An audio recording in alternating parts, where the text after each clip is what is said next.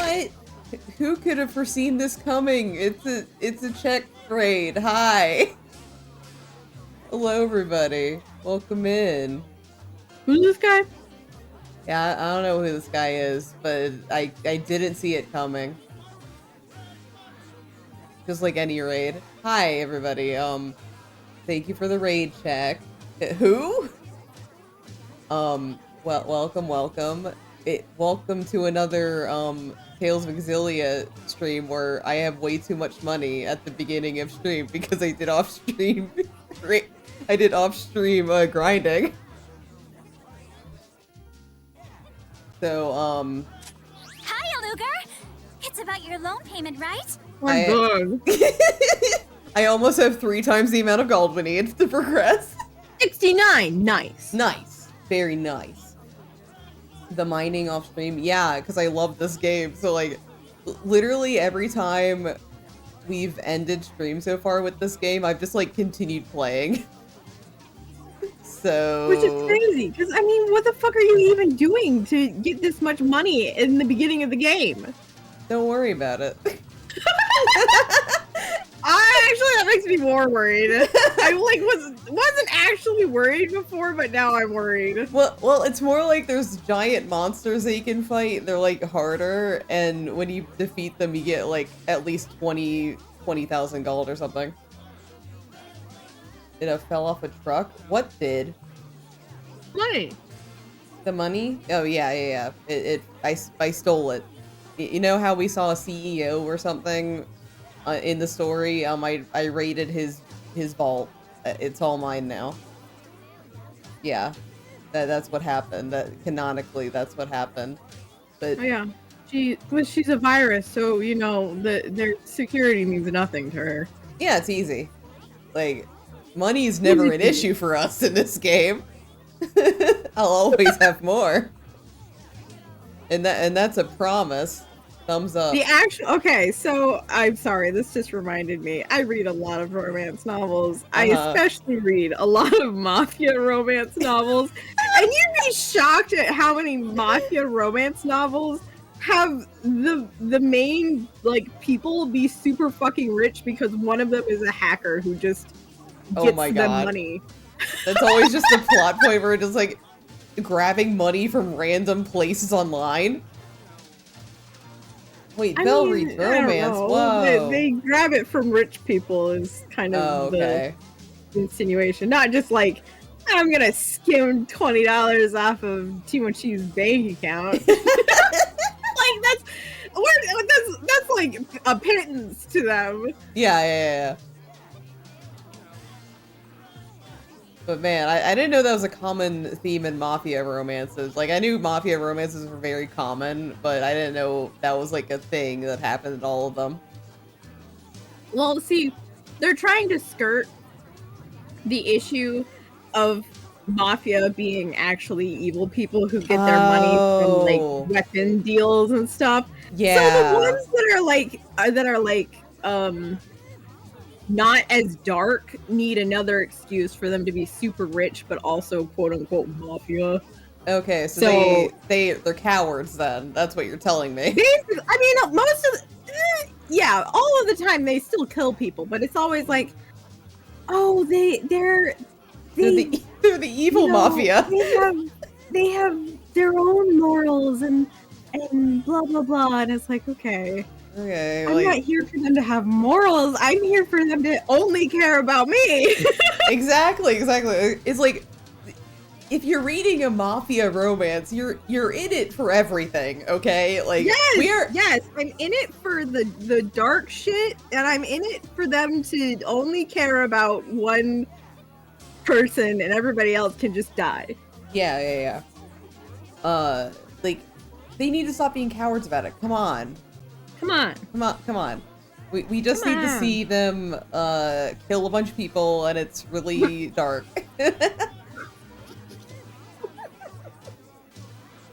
Let's see him kill a man for the money, okay? Come on. This is Nerd's version of the That's nice, sweetie. What me saying that like they're cowards? No, just the just going along with it, you know. Yeah, I mean, I'm of the same opinion anyway, because it's Okay. like literally, if you're reading Mafia Romance, come on, we need all of it. Come on, guys. Come on. 100,000 gold repaid! Keep on keeping on, okay? Go, go, go! Oh my god, 100,000 gold out of like 20 million. Let's go. Hey, that's like 1%, 1%. I think. Vera from Spurious Corporation here. We've detected a new fractured dimension. As a dimensional agent, you've been assigned the task of eliminating it. This is your first mission, so please make sure that you're fully prepared. Then come to the Spurious building. I don't think either of us has played Death You can Stranding, find Dawn. glasses guy there? Nope. Oh, or maybe the spirit that lives in the land of Canaan. The most contact I've had with Death Stranding is I think maybe I watched someone I know play it one time. Yeah. And also I watched a speedrun of it once. I've only watched like somebody stream it once, and I genuinely forget who it was. That's how much I was paying attention. I know, right? Yeah. I wasn't Oh, paying was it attention at Soot? all. I was like, I want to say it's Soot, but I don't really remember. I don't know either. It could have been Soot. It seems like a Soot game.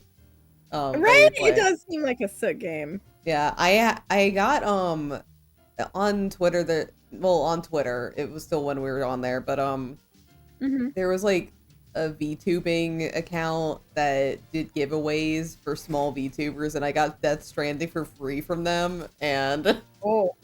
so I just have a free copy of Death Stranding in my Steam account.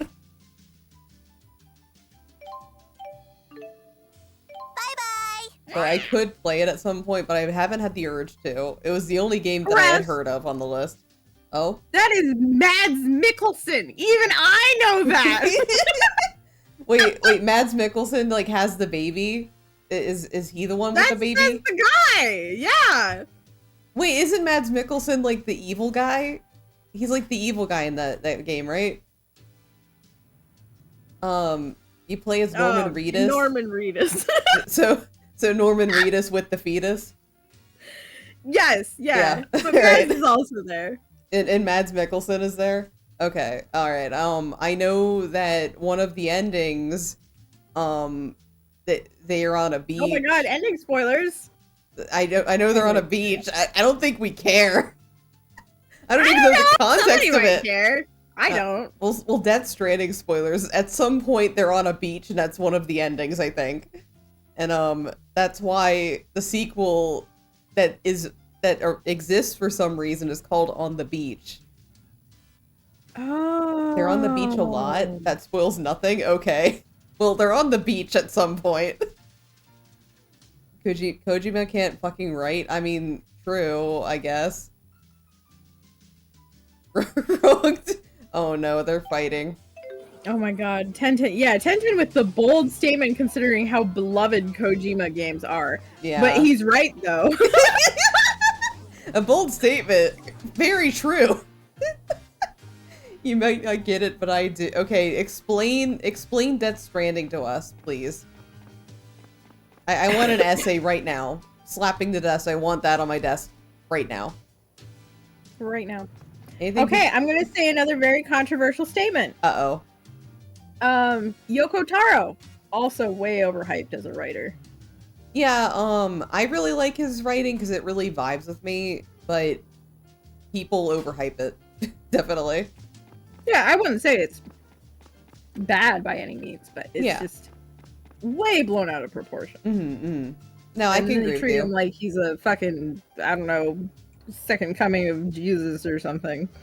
I just like I think the reason why both Kojima and Yoko Taro are like very like held up on a pedestal is because what they write is different. Doesn't necessarily mean good, but it's something different that we don't usually get out of gaming spaces. But I'm a huge fan of Yoko Taro, but I do see why people wouldn't, like, he isn't, like, there are some points in his games that aren't written well, I will say. And I will say it's, I think some of the worst written stuff he's done is, like, Nier Automata. There's some points that are, that I just said a really big controversial there, actually. As soon as it was out of my mouth, I was just like, wait a minute. I just said something even worse. Okay, but that's kind of the game that I was thinking about the most when I made my original controversial statement. You know what? Alright, we're still good then. It's about how digital communication can save human-to-human interaction. Okay. Wait, you missed the message. That's like... Death Stranding is about the death of human-to-human interaction in favor of digital communication and the loss of community that it brings. Oh. It's also about how digital communication can save human-to-human interaction. Yoko Taro will never forgive Drakengard 3. Have you played it, Crest? I've played it. All of it. He has played it. On stream. All of it. I have? Okay, then he knows. He knows. And there's a new cover Friday. Yeah, I'm covering one of the songs from Drakengard 3 on Friday. Automata is baby's first philosophy. You're so right, though.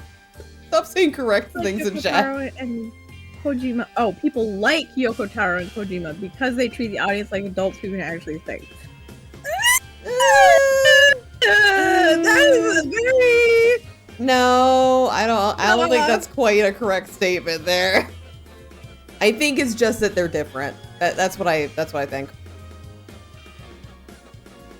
Because there's plenty of other developers that do treat the audience like adults. It's just that they kind of write the same stuff that you expect. Like, consider the fact that one of the things that made Nier Automata blow up was not the fact that it was a good game or that it had an incredible story or anything. It was 2B's ass.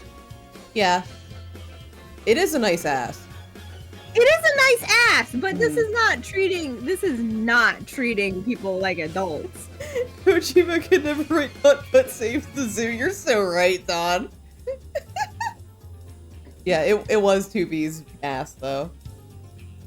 Which is funny, because, like, all of Yoko Taro's work has had a very, sexy woman in it, but it's only 2B that managed to draw in the crowd. Probably because, Drakengard, all of them, and, Nier Gestalt were very bad. Nier Gestalt wasn't as bad, but it was still pretty bad. Yeah, Nier Automata got the big budget increase, which, you know, meant the whole, like, graphic quality was a lot better, etc., etc. But there's also an element to 2B being the sexy woman that the other sexy women didn't have, which is like the whole thing where if you try to upskirt her, she gets mad, and and when you self-destruct, her outfit blows up, and then she's just in like the leotard, and so it's a lot less like, oh, look at me, I'm sexy, or like, you know, like Kane's outfit is just kind of out there all the time. Yeah. I mean, like, honestly, to Nier Gestalt's credit, like, I don't remember there being a moment when Kaine was like she doesn't act like, you know, sexy woman. She's just dressed that way. Exactly. Yeah. Which is better. But I think that's part of what made to be like, she was definitely very fetishized in the game. I mean, not as fetishized as most of the women in Drakengard 3. I know this because I played it. You have a selection of fetishes in that game. Woohoo! Choose your own. Let's go. I love that game, by the way. Love it. Will actively criticize it every waking moment of my life. I just had a thought, but I did immediately play left me. Drakengard 3, but I never finished it. I mean, that's because you're sane. Yeah. I would never pretty much. recommend someone finishing it. Famous women respect her. Okay, alright. If we're gonna pit, Hold up! here's the difference between Yoko Taro and Kojima. Kojima is not a woman respecter. Kojima fucking, Yeah, she wears a bikini because she breathes through her skin. Oh my god. Meanwhile, Oh my Yoko God. Taro actually, like, being a truthful person over there, just like, oh yeah, 2B looks like that because I think women are sexy. Like, okay. Yeah, like, I gotta give Yoko Taro credit that, like, I do appreciate the straightforward honesty versus Yeah, the then bullshit. yeah, because I would rather have someone just admit like, oh yeah, I think women are sexy, so we designed a sexy woman. I mean, he's right! Yeah. Doesn't necessarily mean it was right for him to fetishize women? Mm-hmm. No! What? But I'd rather have that over, oh, she breathes through her skin. She has to be naked. Oh, you're killing her if you put clothes on her. I just think it's neat. Yeah. The game is not being played today. What is Metal Gear Solid 5? Because you're correct. It's not being played today. Just because he's correct doesn't mean he's right. Yes, Yeah. Ozza, exactly. That's the feeling. Yeah. Not correct, but prefer that over Kojima. No, he is correct, but he's not right. Yeah. Sorry, I'm getting my words mixed up. Sorry. Yeah. Anything else controversial we want to say today? Now that we're like getting it all out there. Well, now you put me on the spot. I can't think of anything. Oh. I mean. I like woke. I mean, I think in this channel, I don't think that's really controversial. I think woke is pretty great. You hate Dark Souls writing? Correct. Correct. I mean, everyone already knows this, but Stardew Valley bad.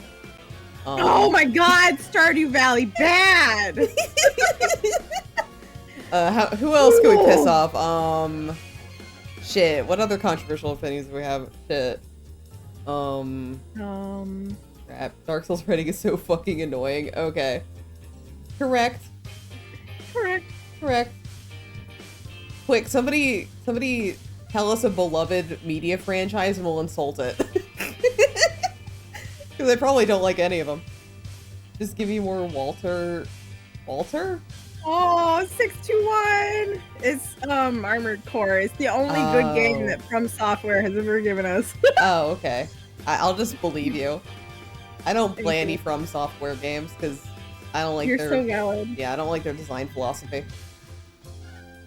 Oh, Eenie, but I like the new Monster Hunter, and I normally hate Monster Hunter. I have to admit, wait. I'm having a lot of fun. Wait, this is controversial because apparently like people are like mixed on the new Monster Hunter, so maybe this is controversial for True! liking it. That's true! Am I controversial for liking it? Everybody's always bitching about the story being so long for a Monster Hunter game, and I'm like, but I liked that they held my hand. I'm baby! Here's my controversial take, I guess, if we're gonna do positive ones. I really, really love Rune Factory 5 and people are mean about it. People are mean about it. People Oh my are god, so Ozna, I mean to it. also don't like Hollow Knight. I think the aesthetic is cool, but I wouldn't like Yeah. I wouldn't like a Hollow Knight type game to begin with, so Yeah, that's kind of more or less the same for me. I really like the aesthetic. It's, neat concept. I don't like the genre to begin with. yeah. But Hollow Knight specifically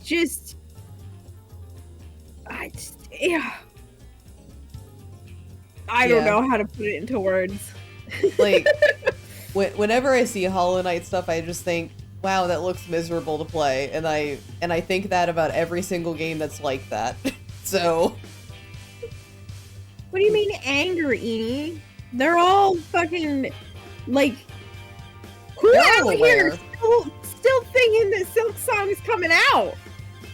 it's not coming out. Like Right? if they think it's coming out, they're just delusional at this point. Yeah. 'Cause it's like I just think that Silk Song's the modern day Duke Nukem Forever, where they just keep on reworking it and it's never gonna come out at this rate. Unless somebody forces them to. This is a completely made game. I love the genre. This is not for me. It's a good opinion to have. You realize that it's not for you. Yeah, I was a little surprised to see Ozza say that they don't like Hollow Knight, because I do know they play a lot of like Yeah. Metroidvania type games. Yeah, those type of games. I am decidedly not a Metroidvania person, so Yeah, I I'm just not never either. I never attempt them. My brain too small for that. I've dedicated this whole month to that. Hey chat, play Void Stranger. You won't regret it. It definitely hasn't taken over a portion of Leary's weekly schedule or anything. Oh my god, yeah, she plays it every Sunday, and I'm like, hee hee.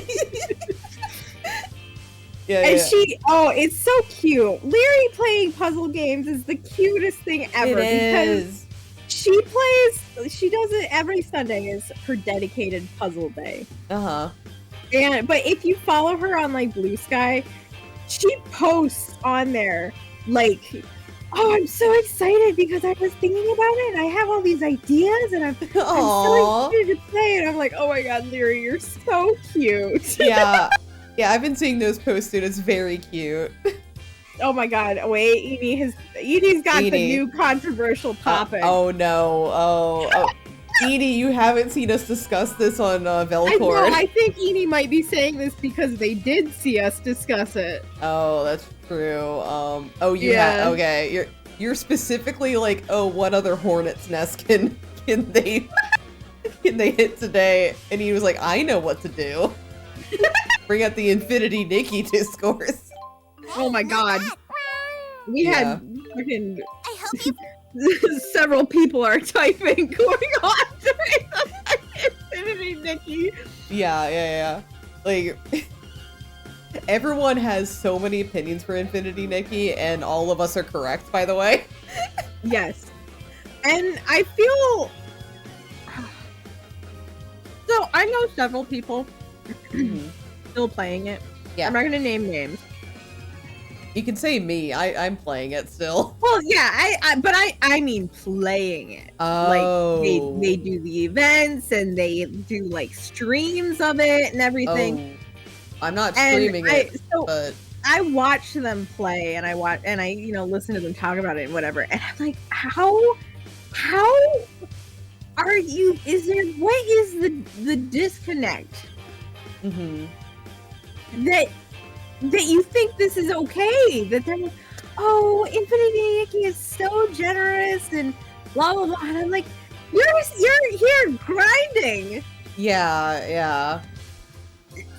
And you're gonna sit here and tell me that the game is generous? Infinity Nikki is extremely not generous. It just sucks that like the two of the gotchas that I've gotten really into, like I am into Infinity Nikki. We'll be questioning that depending on how the next few updates goes. And Tears of Themis, which is also infamously so cheap. They hate being generous. Are quite possibly the cheapest. They're the cheapest Atome because, well, gotcha. It's a gotcha Atome. It's But- a gacha still, of course. Yeah, Yeah, naturally, yeah. but Yeah, they're the cheapest gotcha mean- ever. come on.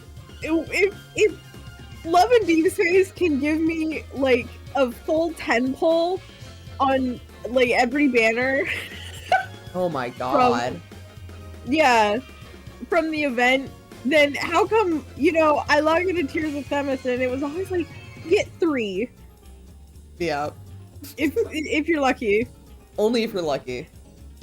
And And the rest also, of it, you better have saved. yep, you get nothing for new banners and new events. It is so sad. And like, Like, how do you guys because live I without a little always, treat in your mailbox. huh? Oh, I was just saying, how do you guys live without a little treat in your mailbox? It's very From- difficult, Vel. It like the mines in the Tears of Themis realm are so barren. Oh my god. You know, it's been It's been at least a year since I quit Tears of Themis, and I could not imagine going back. Yeah, for some reason they just keep on like reeling me back in. Mainly whenever the anniversary is coming up. I'm always like playing during anniversary and Finn birthday. Yeah. Like it's like August to September is usually my Tears of Themis time. Oh man, that means TGR anniversary is in a few months. Uh-oh. Uh-oh. Do they actually give you things for anniversary? Yeah. We barely get TGR anything. is probably one of the most free-to-play friendly games, gacha games that I've ever played, to be honest. It's rough starting out as a new player, but I mean, I feel that's true in any gacha game, really. But especially in TGR, it feels rougher because they don't have that, like, first, like, burst of pulls that they're like, oh, here's all of these pulls because you're a new player, we're gonna give you like 100 pulls. They don't do that in TGR. You gotta do a little more work, but you get more, like, as a new player, you get more like, we're gonna give you this ticket and you can just pick who you want. Oh, I like that. Yeah, so there's that's it doesn't like fire your little brain, you know, whatever neurons. Be like, oh yeah, I'm pulling. But on the other hand, it's and in the long term that you can earn a lot more pulls and you don't have to use as many pulls to get the characters, and they don't have the 50-50 bullshit. If you're pulling on the release banner, you're guaranteed to get the character. Okay.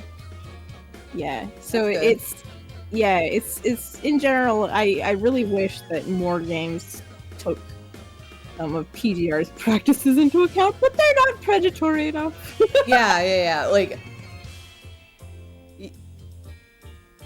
gachas are inherently predatory, and oh boy, they sure like pursuing that to the fullest extent. Yeah. My favorite part about Tears of Themis is that the returning player stuff is so bullshit. Like, it is literally the worst returner stuff I've ever seen in a gacha. It's pretty bad, yeah. It is horrible. I will never know whether or not Love and Deep Space is returning. Well, no, actually, I did get the returning thing once. Because before Silas came out, I did kind of fall off the game a little bit. Yeah. Because just original trio weren't like super for me. Yeah, they didn't grab you yet. Yeah, so I had fallen off the wagon a little bit, and I actually ended up with the returner bonus stuff right before Silas came out because I got back on when he got announced. I was like, oh, I think I gotta start saving. Yeah. So I actually don't remember whether or not it was good though. Oh. I have no idea how generous it was. Yeah, guys, let me tell you the returner bonuses for Tears of Themis. So, one thing, you get like extra like resources when you do it, which is pretty cool. Like, extra resources is always nice, so you can do catch up. You unlock one old, like, you can choose an old card to roll on, but the cards are also extremely old, so it's kind of useless to me. I do remember that. Yeah, it's useless to me because I already own all the Vin cards from that like era, and they have not updated it, so yes, it's useless. I had that problem with Narius when I came back to Tears of Themis one time. I was like, Yeah. well, what the fuck is this for? These are all like from Old. 2 years ago. Exactly, like they aren't updating it at all. Like I've done the returner bonuses a lot just because I'm always in a cycle of like leaving the Leaving and game, returning. coming back. And they have not updated that banner at all. It's so sad. Crazy. Yeah. And you also have the choice of like you pick an MR card, which MRs are like basically like audio drama ones, which I don't like, so I'm immune to that. But here's the kicker. The only way to get those MR cards is if you spend money. There's no way to get them. So that's actually one of the things that I hated most about Tears of Themis was those fucking MR cards. Yeah. Like, I think most of the MR cards are like, you have to buy them. Like, yeah, they're like, they have those stupid, like, tile bingo card, yeah. And stuff and bingo stuff, and it's like, unless you get super lucky, because it's a gacha game, then you're just screwed. Well, it's not even that, because, there's two different kinds of, those bingo cards. Yeah, and one of them you just straight up can't. Yeah, one of them it's basically like if you're free to play, the only way to get those cards in the first type is that if you play from like day one. Like if you miss a day, you're not getting it without spending currency. Yeah. And the second type, you can only get one of the 4. yes. So if you want more than one, you're screwed. And the other kind, you have to buy it. Like there's no way to get currency other than like paying for it. It is so bullshit. And for some reason, they made it so like as a returner bonus, they give you like a paid one. And it's kind of like, okay, you're trying to entice a player to continue with your game and you're telling them they have to pay money to get this card. Yeah, all right. Pretty much. It's a lot of bullshit. It's so bad. Yeah. And okay, so because I'm a fucking Love and Deep Space, I am the Love and Deep Space VTuber apparently. Yeah, you are. Which I, oh my gosh, I don't want to get into how I feel about that being apparently my reputation because. Oh. Okay, you know what? I'm gonna get into it anyway. Oh, okay. We're being controversial today anyway. Might as well.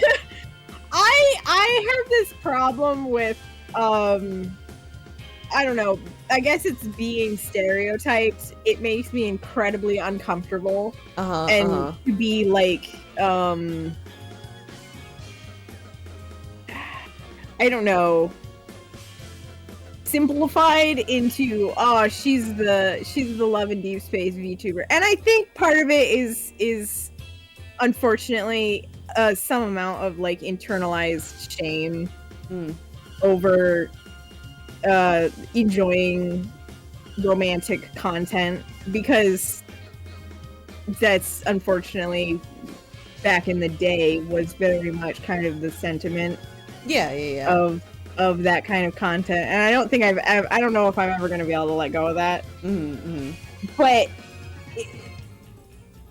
it's just, and you know what? Actually, it's kind of like the thing with people being like, "Oh, Vel loves Wendy's," that happened a while back, and it's like, don't do that to people. yeah. Just like reducing them to like one fact, basically. To one thing that they enjoy. No, I'm a person. I'm multifaceted. Yes, it's something that I enjoy, but it's not who I am. It's not like I'm not fucking 13-year-old horse girl whose entire personality is loving horses, okay? Yes, it. Yes, sir? What about it? Yeah, what about it?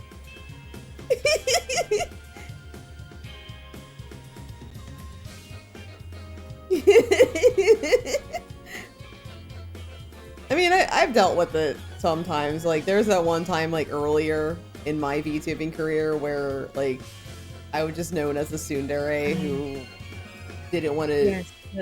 Oh, you're cute, ner. Yeah, you're cute, ner. And that was all I would fucking hear. like that's the only conversation piece that would ever be brought up around me. I'm like, wow, this is really miserable, actually. Yes. It's like, wow, people have a single joke. Love that. Yeah. So I have experienced I that. do. Oh man, and I admit sometimes I do play into it, but I feel like I do it because people expect me to, and not necessarily because that's who I am. Like for instance, Love and Deep Space was brought up in a streamer that I frequently watch's channel, and I don't typically talk a lot in their channel, but I send a message once in a while. I almost always like say hi or whatever. And so I posted the little shock squirrel emote when they brought it up. Yeah. And I was like, it's really partially my fault that people are like, oh, she's the Love and Deep Space VTuber. But I mean, at the same time, it's like I do genuinely really enjoy and love the game. I just wish people didn't take that as a reason to make it the entirety of who I am. Yeah. That's definitely like understandable. Oh my god, Okanu's hi. Do you have a controversial fact? Hello. Yeah, welcome to Ner and Vel stand here and talk about controversial things. Yeah, you see on the game screen of Nova and Vera talking to each other. That's just us right now. Yes. We're doing controversial open floor. Depending, well, you say a suggestion, and we could ridicule you for it. So it's all up to you whether you want to say it or not. Yeah. Oh my god, chat room. Yeah. Hi. Oh my god. Hi, troll hair. Oh my god. Wait. There was a point before this that I was trying to get to before I went into the whole stereotyping and oversimplifying people into one trait. And it had something to do with Tears of Themis versus Love and Deep Space. Yeah. It was going to be about the content, I think. Because you brought up that the MRs have like the audio drama. Yeah. Which, ironically, I really don't like the Tears of Themis audio dramas, but they're my favorite part of Love and Deep Space. Is it just the content? Because I have noticed that like a lot of the MRs that I have like read through because I can't listen to them in Tears of Themis are very like superfluous, I think, versus Love and Deep Space. I think maybe because like the thing with Tears of Themis is that even though they go through these whole like they're married in canon. Yeah. You have cards where they get proposals and like marriage and everything. Yeah, I have ones for Vin. It's very That's cute. so cute. They fuck in a bathtub in one of the cards. Whoa! Yeah, they fuck in a bathtub in one of the cards. It was Don't Vin's they also fuck in the shower in one of the other cards? Yes, they do. I was gonna say, I'm pretty sure I got that card. They've also fucked on the piano. Oh my god! Yeah, they get pretty wet and wild in the post-proposal cards, okay? Okay, alright, well, anyway, but in my experience, because I did get, like, the Marius proposal card, I don't remember if I got the Marius, like, wedding, like, the one that was after that. They have not had a... Or is that the anniversary that's coming up? No, for some, like, we were expecting... Okay, alright, here, let me put down some Tears of Themis drama going on right now. So we were expecting it to be wedding coming up, but for some reason they made it basically like a fancy date for the upcoming anniversary. So that's kind of the big thing, because all of us were expecting it to be wedding next. But the the Chinese version already got the weddings. No, they haven't. They didn't? What the fuck Yeah, was that because, card then? It had the big the dress. They have. I don't know. I don't know what you're Hold on. thinking of, but they have not had a wedding yet. All All right. Well, Belle's looking that up. So the anniversary. Sorry, I'm just laughing because you're like, yeah, she's gonna go look that up. Yeah, anyway, let me explain to everybody how Tears of Themis works as far as anniversary. So, the anniversaries are all, like, steps in your relationship. So, I think, like, the first one's your first date, second one, I forget. I think second one's confession. Third one is proposal. Fourth one is moving in, which just happened last year. And for some reason, fifth is another date one. So, everyone's really... You know, after you move, so you get proposed to, you move in together. What's next? A date, I guess. So like, it just really been messing with the whole theme that's been going on since the beginning of the game of like, oh, anniversaries mean you're going to the next step with your boy. It's really cute. I've actually really liked that. We're hoping that 6th anniversary, which is gonna happen in China this year. Because Global's a year behind, so whatever China gets this year, we're getting it next year. And we're hoping it's gonna be wedding, because we really... Most people who are still into Tears of Themis just want to see the main character in a wedding dress. That's all we fucking want. She's so cute. We love her. So... Okay, so yeah, they haven't revealed the ones for the upcoming anniversary for China. Yeah, we won't see that till August. Like, they put Rosa in a lot of really pretty dresses, but none of them have been wedding dresses yet. Like, there's this really pretty dress for one of Vin's birthday cards that's, like, her in this really elaborate pink gown, and I love it. And they're dancing in it, too. Thank you for the hydrate, Errol. So, yeah, we haven't gotten a wedding yet. It's very sad. I want to see her in a wedding dress. So sad. This is the saddest thing ever. Yeah. Oh man, that Marius card is really cute. What, for the upcoming? Looking! The upcoming anniversary?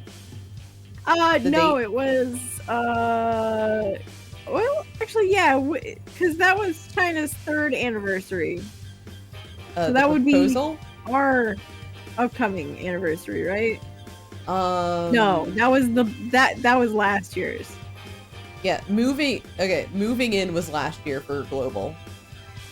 Okay, yeah, it was last year's then. Okay. It was very cute. Yeah, it was very, very cute. And like, one of the bonuses that you get for getting the card for the anniversary was like you get to explore your house with your boy. It's really cute. Mm-hmm. Yeah. See, okay.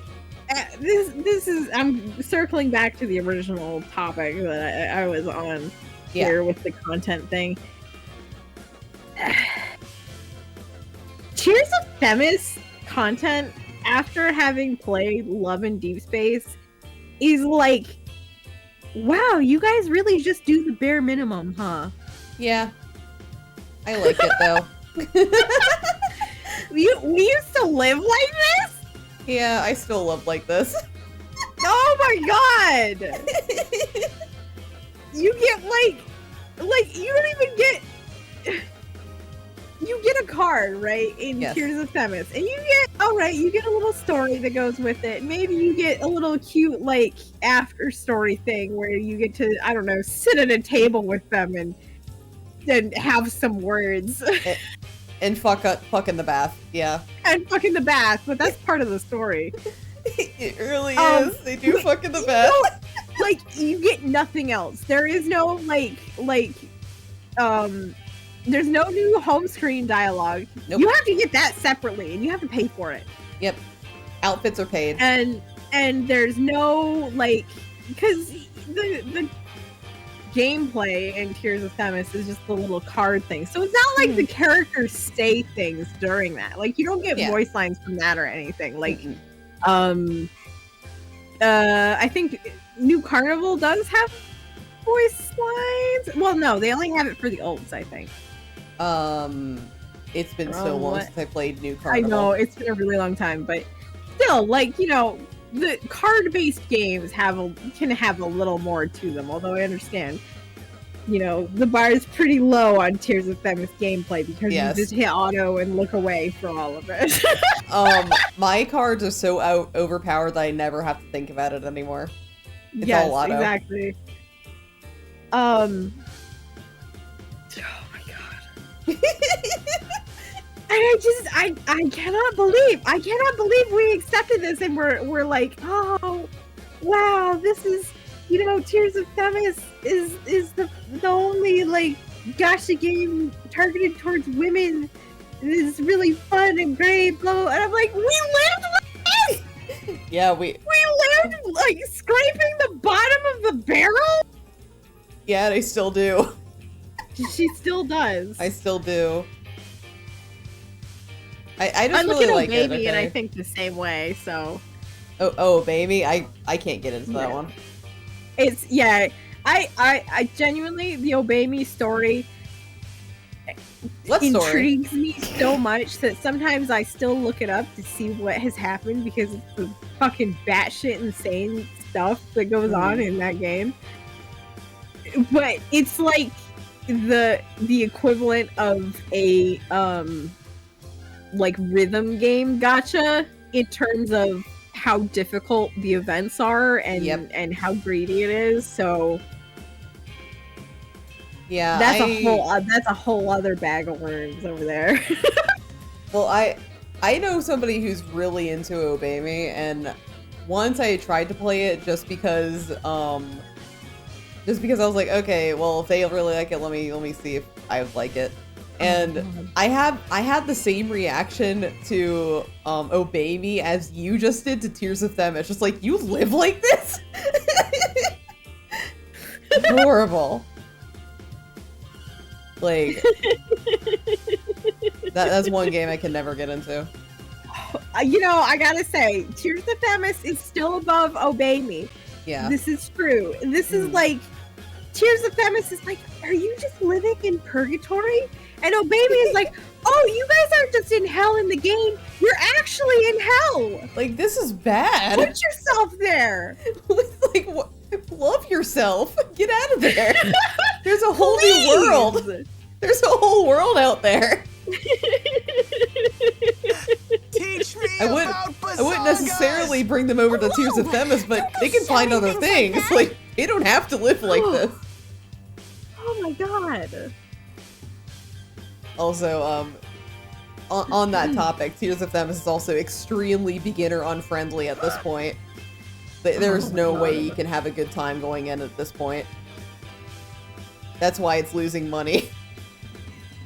That's why it's making like is kept afloat solely by the fact that it is owned by MiHoYo, and MiHoYo apparently doesn't care when their games bleed money because they have so much money that maybe they just don't notice. I think they probably forgot about Tears of Themis, and I'm sure the team is just making sure that they continue not remembering them. You know what? This has to be the smartest plan ever. Yeah. Staring at Honkai Impact 3 and somehow it's still being alive. I'm pretty sure Tears of Themis makes like a fraction of what the Honkai Impact 3 makes, going to be honest. I don't remember which one was higher when I looked them up. It has to be Tears of Themis. Very low. Tears of Themis has to be way lower than Honkai Impact 3. Because, geez. Yeah. Alright, okay. Okay. Oh, are you looking it up? We have to see who's making the least out of Tears of Themis and Honkai Impact 3. Because I know last time we had this discussion and looked it up, I'm pretty sure Tears of Themis struggles to pass 1 million, which is really bad. I don't know, this is May 2024, which is not like super recent, but it's the first one that was on top. Alright.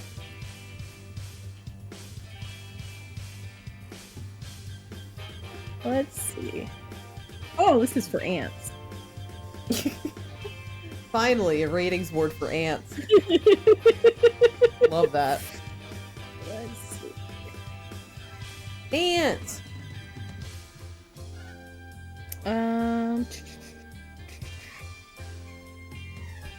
Honkai Impact Third, Mm-hmm. 800,000. Is that just global or is that everybody? Hold on. That can't be everybody. So far, Honkai Impact 3 does not pass 1 million. Oh, it's a simul release, so it is both. It is both then. Oh. No, it's So- not everybody because there's a separate listing for Honkai Impact Third in Japan, which Oh, has okay. 100,000. 100,000? Wait. Ooh!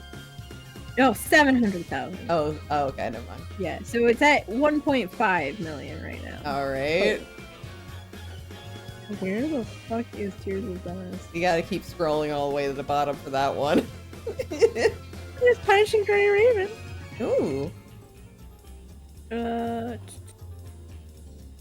I'm not sure it's on here. I'm not surprised if did the ratings board forget it? All right, let's go look at a different one. Imagine being like, you're owned by MiHoYo and yet people still forget about you. Wait, we have an Otome game? Whoa! This one is, hey, Love and Deep Space is on here. Ooh!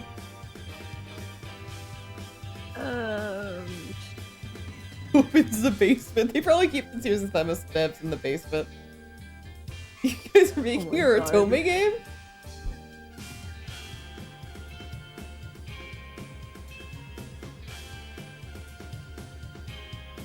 It's a shame though, because I really like the main Impact story. Third combined is about 2.8 million. Oh, okay. Yeah. This was in December of 2024. Tears Okay. of Themis is less, 1.9 million. 1.9. Let's go. Oh, it hit. It's almost a 2 million. It is still in the, or at the time, it was still in the top 50 for gacha game revenue. Damn. Yeah, it's number 46. Honkai Impact Third is oh, I lost it. Where is it? Mm-hmm.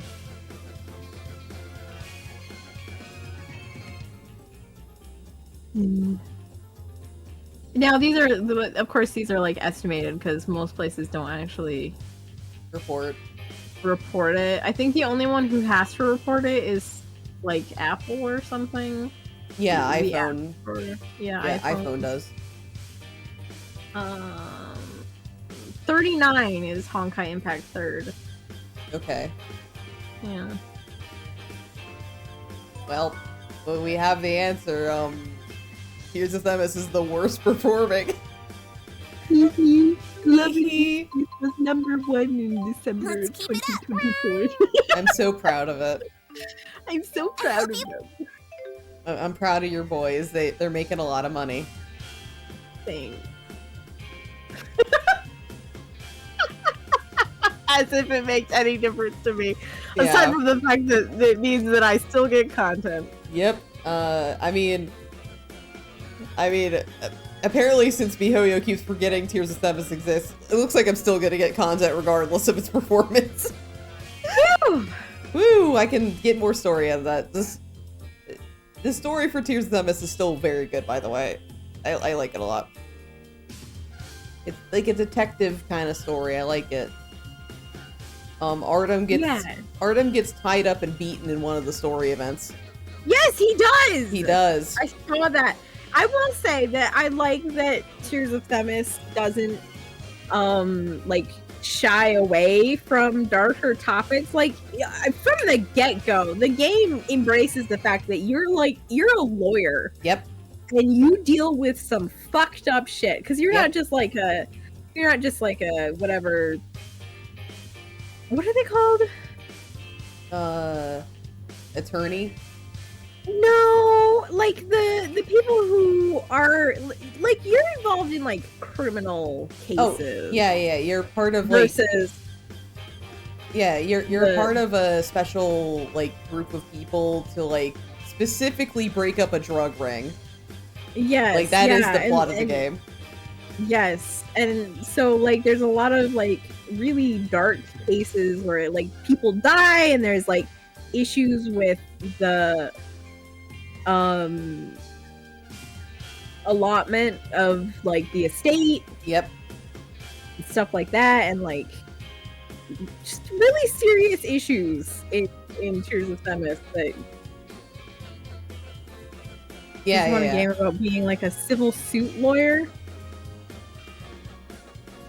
Isn't that Ace Attorney? That's what I was thinking, but I was like, no, he does deal with like people like murder cases. Yeah. But it does to me have kind of a, you know, like because it's a sillier vibe, Yeah. much more lighthearted.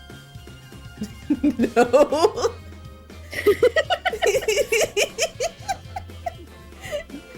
Me and Belle immediately revealing that we are not very familiar with Ace Attorney. Look, the things I remember about Ace Attorney are whenever I watched Bonnie play when she was playing the like one that was the one that was like set in like the old timey. Oh yeah. The great Ace Attorney, I think. Yes, yeah. And I don't know why I have this one really vivid memory of a guy dying like impaled on a like fence spike or something. Damn. He was an actor, etc., etc. I don't know why that specific one sticks out. Like, just it was seared into my brain. Damn. Yeah, I don't know any other lawyer games, but we have Ace Attorney and Tears of Themis, the two lawyer games. Yippee! Yippee in drastically different tones too. Yes, yeah. Like we got the silly haha lawyers and the we're trying to break up a drug ring lawyers. Yeah. Anyway, hi Nova. Hi, Nova. Hi Nova.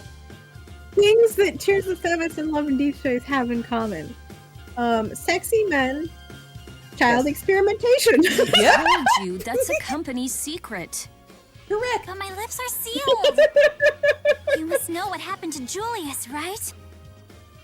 Mr. Kresnik. Luger, hey! Hi. Hi. Word around the water cooler is a certain someone just got hired as an agent.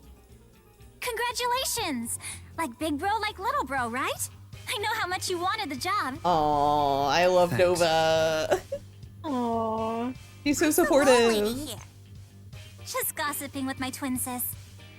Oh, you do look alike. Hey, We got Alvin. Nova, we've got work to do. Yeah, I know. I should probably get back to bean counting. Oh, almost forgot. Let's all get together to celebrate your new job whenever you're free. Can't believe he told us all about that fractured dimension stuff. obviously he wants us to come along.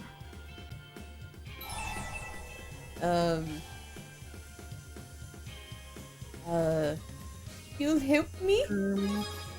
Aww. This isn't just Olympias's problem. An old man's wisdom won't be wasted in these circumstances, rest assured. No way I'm sitting this out. It's the scoop of a lifetime. You're coming along too, right, El? Yep. I mean, I'd go all by myself if I had to. Aww. Please take us with you. The world's too scary for you to fly solo. Guess I'll tag along too. Oh man, Poor little Alvin. buddy. Alvin! He hates being left behind. Got that right, Spud. I'm over the loner act. That's why he has Aw. two wives. You will never be alone Very well. again. You may Never. all assist Mr. Kresnik in this operation. However, Everything must be kept in the strictest confidence, am I correct? I'm glad we have an understanding. Now, allow me to commence the briefing. Cool. Agent talk. God, Rolo's so round. The object of each DODA operation is to rotund. infiltrate a fractured dimension and destroy its divergence catalyst. All fractured dimensions form around a catalyst. It could be an object, or perhaps an entity. So, how do we find it then? It's typically the object or entity that differs the most from its original nature in the prime dimension. You'll need to be cautious, particularly when the divergence catalyst attaches itself to a person.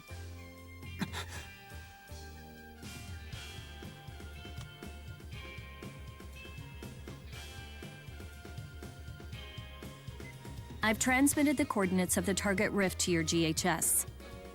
Use it to enter the fractured dimension. It's just that easy.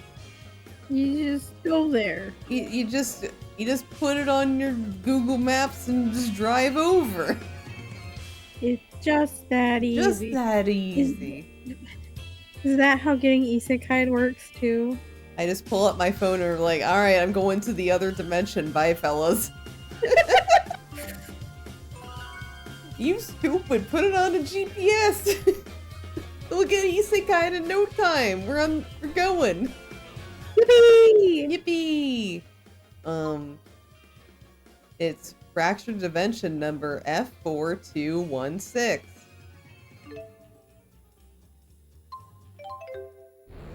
Anyway, let's go.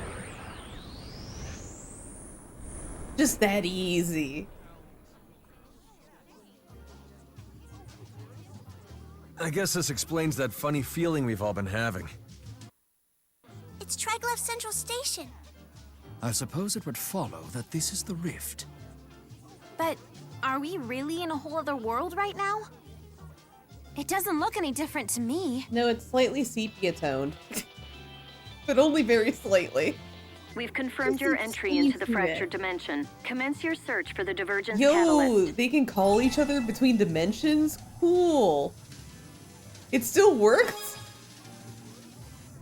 You can thank your chromatus for that. It maintains a link to the prime dimension. Got We need to look Wi-Fi for in whatever it. seems most out of place in the dimension, right? Correct. The catalyst should reveal itself when anyone with a chromatus approaches. And if we destroy it, the world will disappear. Exactly. But there's a catch. Only the wielder of a chromatus can destroy the catalyst. Wait, really? Mm-hmm. So the only one who can find and destroy these catalysts. Is Luger. Uh-huh. Well, that kind of takes the fun out of it. One last thing. So long as the divergence catalyst exists, you cannot return to the prime dimension. You never told us that? I guess there really is no turning back, huh? So much for goofing off on the job. The train to Oscorp will be departing from Platform 1 shortly. Again, the train to Oscorp will be departing from Platform 1. The Oscorp train's still running? Maybe in this alternate dimension, the hijacking never took place. We cannot just blithely assume that. We have much to learn about this world. It is fishy that Oscorp's still in one piece. Let's investigate in 2 groups. Okay, Jude and I will ask around town.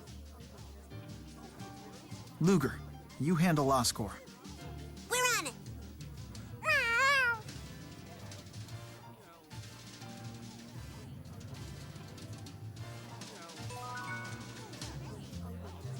Yeah. These freckled dimensions don't seem all that different to me. Not at first glance, in any case.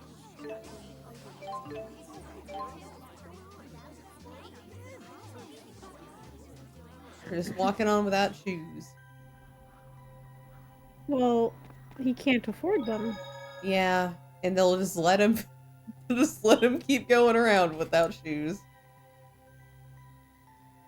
Alvin, can you love us so we have shoes? We can't afford them. We can't afford them. We're poor. You gotta give us shoes. I want shoes. I'm so poor.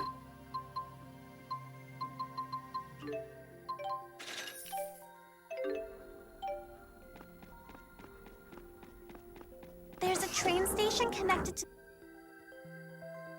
Oh, Oh, sorry. What's a natural resource plant? It's a factory that puts out veggies and stuff like that.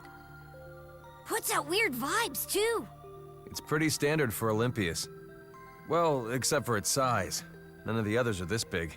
Well, if it isn't Alfred. Oh. How the hell? Oh. You'd address the heir of the shit. Sven family like that? Or has your mind strayed to a time when you were still the legitimate heir? Oh. Are you telling me you're the heir? You know this guy? Knew him, more like it. It appears he has confused you with the Alvin of this world. He looks like a bigwig to me. If you act all buddy-buddy with him, maybe he'll let us in. They don't really have that kind of relationship. Is it inappropriate? L? How come you even know that word? L? Don't forget we're in a L? fractured dimension. L? It just might work. Right. Forgive me, Uncle. I must have forgotten my place. You are forgiven. I was hoping you'd give my friends a tour of your amazing plant. Why not? Oscor's success will No, only bonus serve to scene. broaden the Svent family's influence, cousin. You'd better start acting the part. Poor Leticia is quite upset over your lack of decorum. Mom? Oh my god. Indeed, she's had it with your constant Oh. gallivanting. She's alive. Oh. Who are these people? My entourage. They're quite a bunch, yeah? The world is full of dubious sorts looking to sponge off of us. You should choose your friends more carefully. They don't get much more dubious than yours truly. Nothing, Uncle. Thanks for the advice. As you know, the great spirit Aska was thought to be nothing more than legend. That is until I found, captured, and bent it to my will. Aska's spirit power is more than sufficient to operate this facility in its entirety. I've never even heard of that spirit before. I have no doubt spirits will become a crucial resource in Olympias, the very key to its future. Hey, my uncle's not the catalyst, is he? So, do you keep Aska down in the basement here, or what? There is no basement. Aska's imprisoned in the central portion of the dome. Well then, Yeah. that was disrespectful, huh? Alvin, was that really necessary? Well, if he's not the divergence catalyst, then I'd put my money on that Aska spirit being it. But it's not like he was gonna sit back and let us thwack it, right? Indeed. And after all, we did come here. To put this world out of commission. Isn't that right, Luger? Oof. Yeah. Alvin's already caught on. Step on him. I miss Tails kinda games. bad Yeah, for me your too. That's sweet of you, kid. It's a shame they haven't made one since Berseria. Oh my god, I was just about to make that joke. Shaking your hand. Darkness witch! I'm here for you. Oh my god, He's he's here for fearful. us. Yeah, huge shame. I've gotta get straight. Like, maybe someday they'll make another Tails game. How are we supposed to get through the... I don't know, it's been a long time. It really has. Like, even if we aren't, like, doing the bit, like, it has been a I long suppose all time. we can do is Yeah. keep poking around With, until like, we find a solution. zero, like, not even a tease that Yeah. something's being worked on. We've got nothing. Like, they put out the DLC for Arise, and then we haven't gotten anything since then. It's so Just- sad. just dead silence. We've got the remasters, I guess, but the It's not There we new. go. yeah. Like, we have... So we had Graces that just came out, and I don't know, I think they just renewed the trademark for Abyss, so that might be up next, but it's also like, okay, what? How many times are we gonna fucking re-release Abyss and Symphonia? That's all they have. They forgot about... Well, they forgot about the other games. I heard they're working on a new game called Arise. I hope it's good. Oh, I want to get your That's hopes up, funny. maybe. That's funny. +2, Mimi. +2. I'm gonna go piss, girl. Go piss, girl.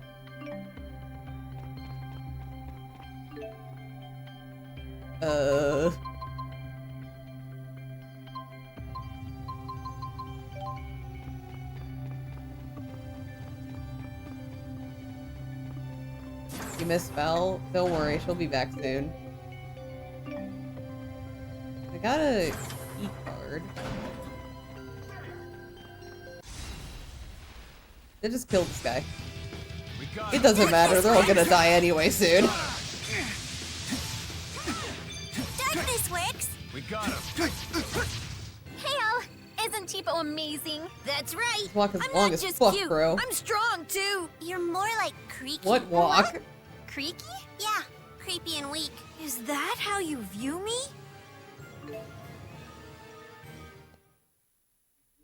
I've been on a walk. Oh my god. Have you seen anything cool on your walk?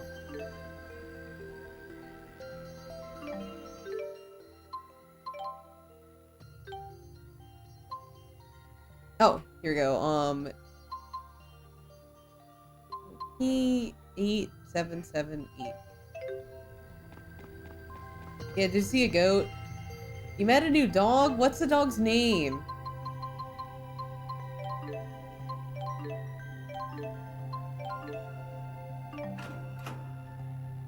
My old neighborhood had a family that had a goat. That was weird. Huh. I mean, good for them. Goats can eat weeds and stuff. Running on the highway at 79 kilometers because in a walk. Just charging. The greatest performance in history. Outpacing like a car or something. It started with an R. You didn't remember the dog's name. Oh my fucking god. Man.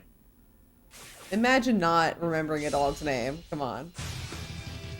Very well. Dogs' names are very important. Behold my power! I may be old, but I've got a punch. Help me, Rowan! Out of my way. We got him. You've gotten... I remember most of the animals I meet's names. Well, clearly not all of them. Guys, I found a nameless seed. Remember? Oh my god. Look at the size of the tomatoes. Want to see how many I can fit in my mouth?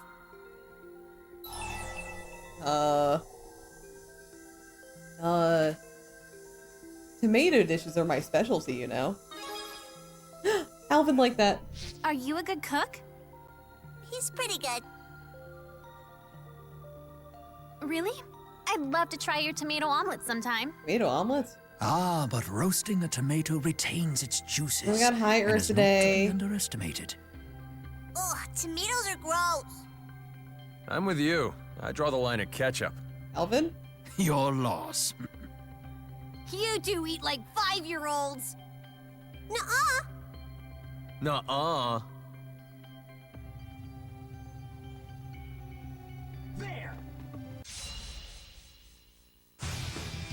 No brakes? He's just like me for real though. The fuck you mean nuh-uh? I guess you're not too bad. I'll keep you. I don't like tomatoes that much either. So he's actually just like me for real.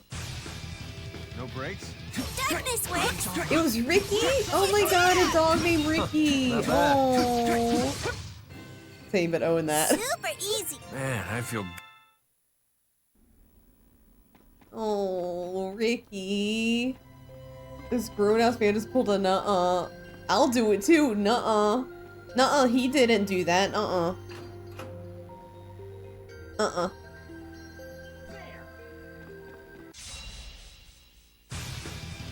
No brakes? Darkness works. Tell me his middle name was Bobby. No. Let's be sure to keep this up. I do know his full name. His full name is Alfred Vince. Never a dull moment with you around. No, Here, Val, come have back! this. I think you could make better use of it than I could anyway. Don't bother thanking me, just take it.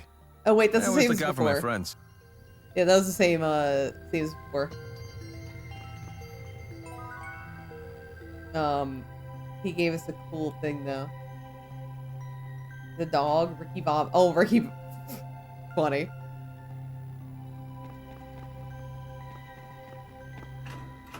Security room. I wonder what this apparatus is for. Case we can go use our keyboard.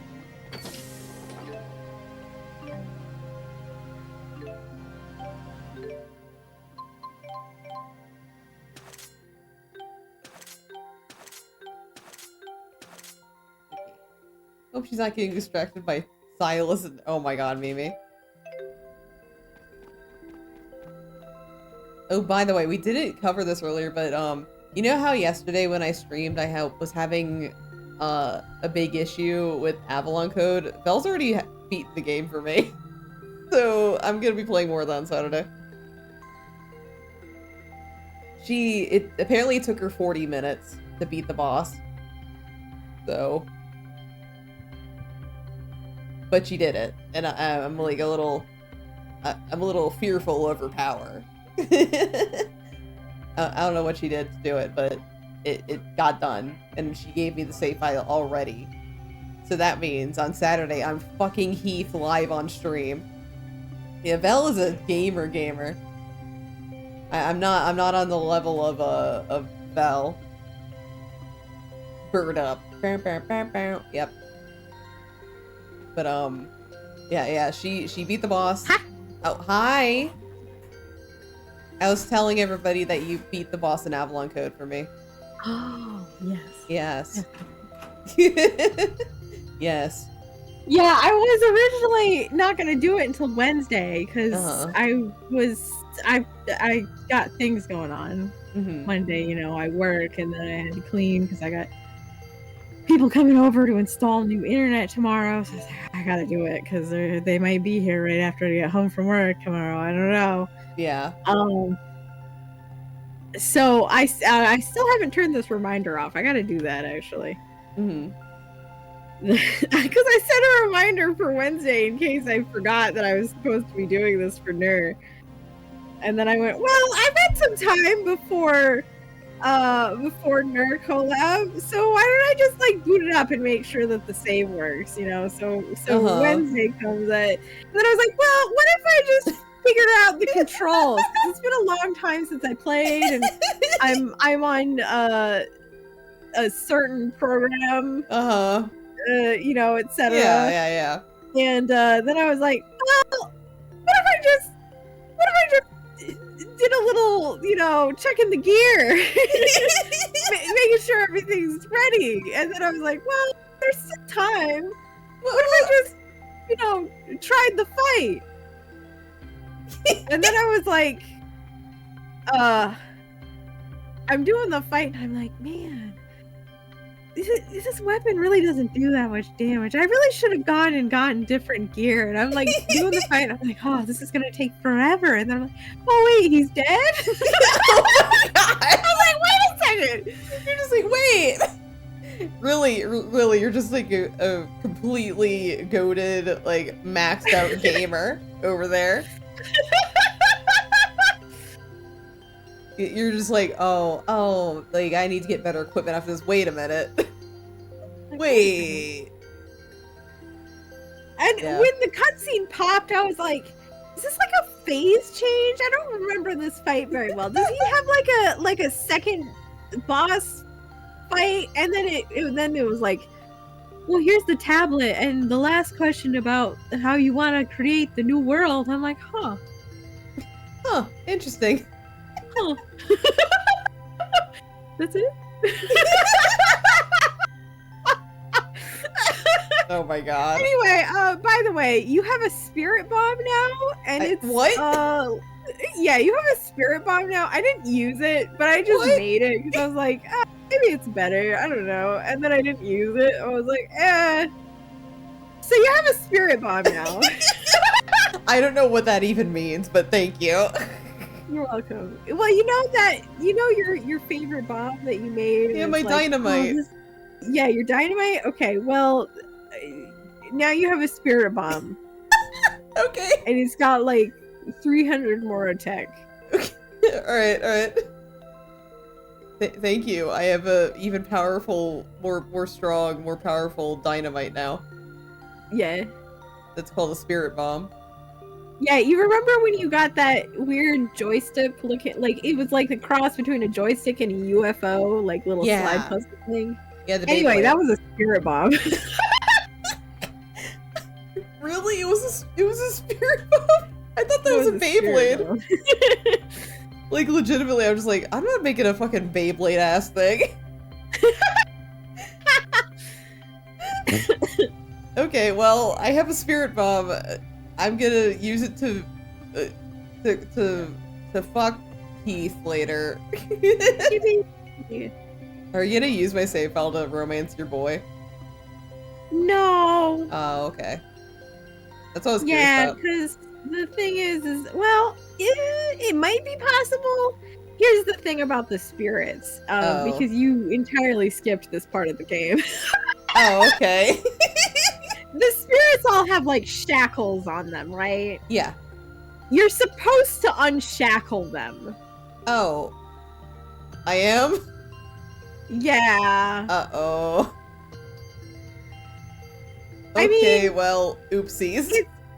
Yeah, so... And honestly, I forgot entirely how to use the spirit powers, which possibly might have made the boss fight a little bit faster, because really, it was pretty slow. I was just, like, standing there. Oh, okay. Thinking, like, what is this guy gonna do? Like, this is really slow.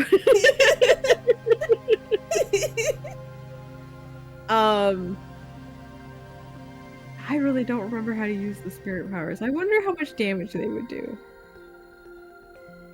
I don't know. Hopefully they do a lot. I'll go back and look. But, I mean, regardless, they're still shackled, so they probably do a pittance. Yeah.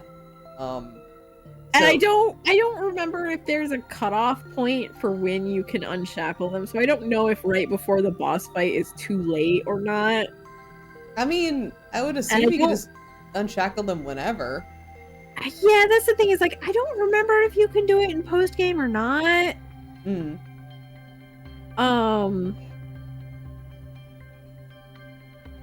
Yeah, I really have no recollection.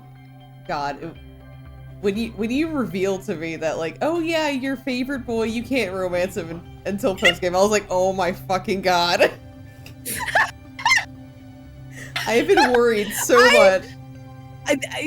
I've never felt so devious in my life. Oh my god. And when every time you asked me about your boy, I was like, oh yeah, he's just a little bit further. You can just skip. Yeah, he's romanceable. He's right around the corner. Yeah. Like, but I never said you would get to romance him. I just said you would see him soon. Oh my god. The romance comes much later. Well, my because like the whole game you're building up to like rescue people to take to the new world, right? So I was thinking like, oh, I gotta make sure I can like say hi to Heath before like we might be changing worlds soon, so I gotta make sure he's in the new world. And like every time he would not appear, I'd be like, well, is he gonna be here soon? I want to put him in my book. Is he missable? Is my boy missable? Man. I didn't know he was just post-game material. Yeah, he's just post. So there's actually several romances in Avalon Code that are post-game only. So obviously there's Heath. Yeah. There is I believe the princess is technically post-game. I think Lauka, is post-game only. And of course Valdo is post-game only. You can romance Valdo? You can romance Valdo. Isn't he a corpse? No. I thought that was like a big thing in the game, that he died and so the Demon Lord took over his corpse. Unless I was completely misinterpreted that. Well, we can fuck the prince now. We can fuck that zombie. Those games just when Vel plays games at work. Yeah. No, it was he didn't actually die. He only almost died. Okay, so he almost died. He was just weak enough that the Demon Lord. Yeah, like in. the so the fuck, what is his name? the minister guy, Yeah. the evil guy, you know, the guy you look at him and he's like, oh, that guy's fucking evil. Yeah. There was like a assassination attempt on Prince Valdo, which was actually the minister, and that was all part of his scheme to, like, because he didn't actually want Valdo dead because he needed his body for the demon lord to inhabit. You can't kill him or else he'd be stinky. Yeah, he gets stinky. Yeah. And then I think this might be spoilers because I don't think you get this until you go interact with them after in the post game. But basically what happens is, so Prince Valdo's like on death's door, he gets possessed. And you would think like, oh, either like Prince Valdo's like soul is destroyed or whatever, right? Something like that, or maybe it's just suppressed, right? Well, it turns out actually, you know, the cat. Yeah, is that the prince? The cat has part of the prince's soul in it. Oh. Yeah. Okay. That's just like dramatical murder. Wow. Except that the cat doesn't talk. Yeah, but it still has part of the soul. And the cat is still a cat. Okay. It's just like carrying around a piece of him. Okay. Because it's the cat that like was given to the princess or something. By him, something like that. Okay. Yeah. Alright. Nice context to why the cat's around. Yeah, so the cat's actually like important or whatever. Okay. Really excited to sloppily make out with Heath though on Saturday though. It's gonna be real sloppy over there. I looked up Valdo's page here to be like, what point is his stuff? First of all, yes, it's all post game. Okay. But this is a funny, sad little thing about him. They all have a favorite flower that you can gift to them.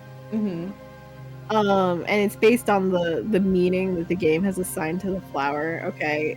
Yeah. Valdo's favorite is intelligence, but his least favorite is self-love.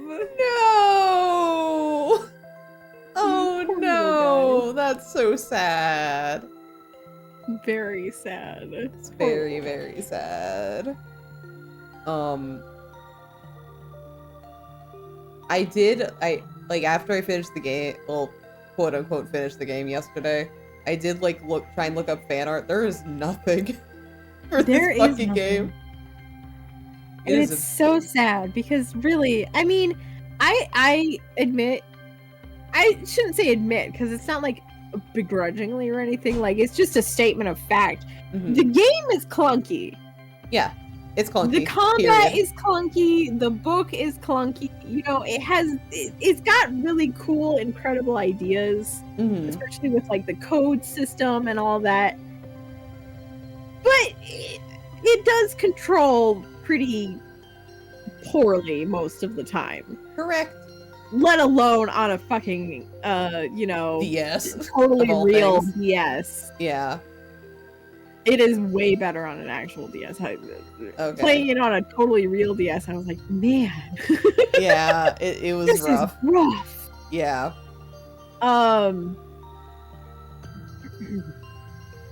However, it is an incredible game. Yeah. But there's like nothing out there. There's nothing. Nothing. I think on like AO3 there's like less than 10 fics there.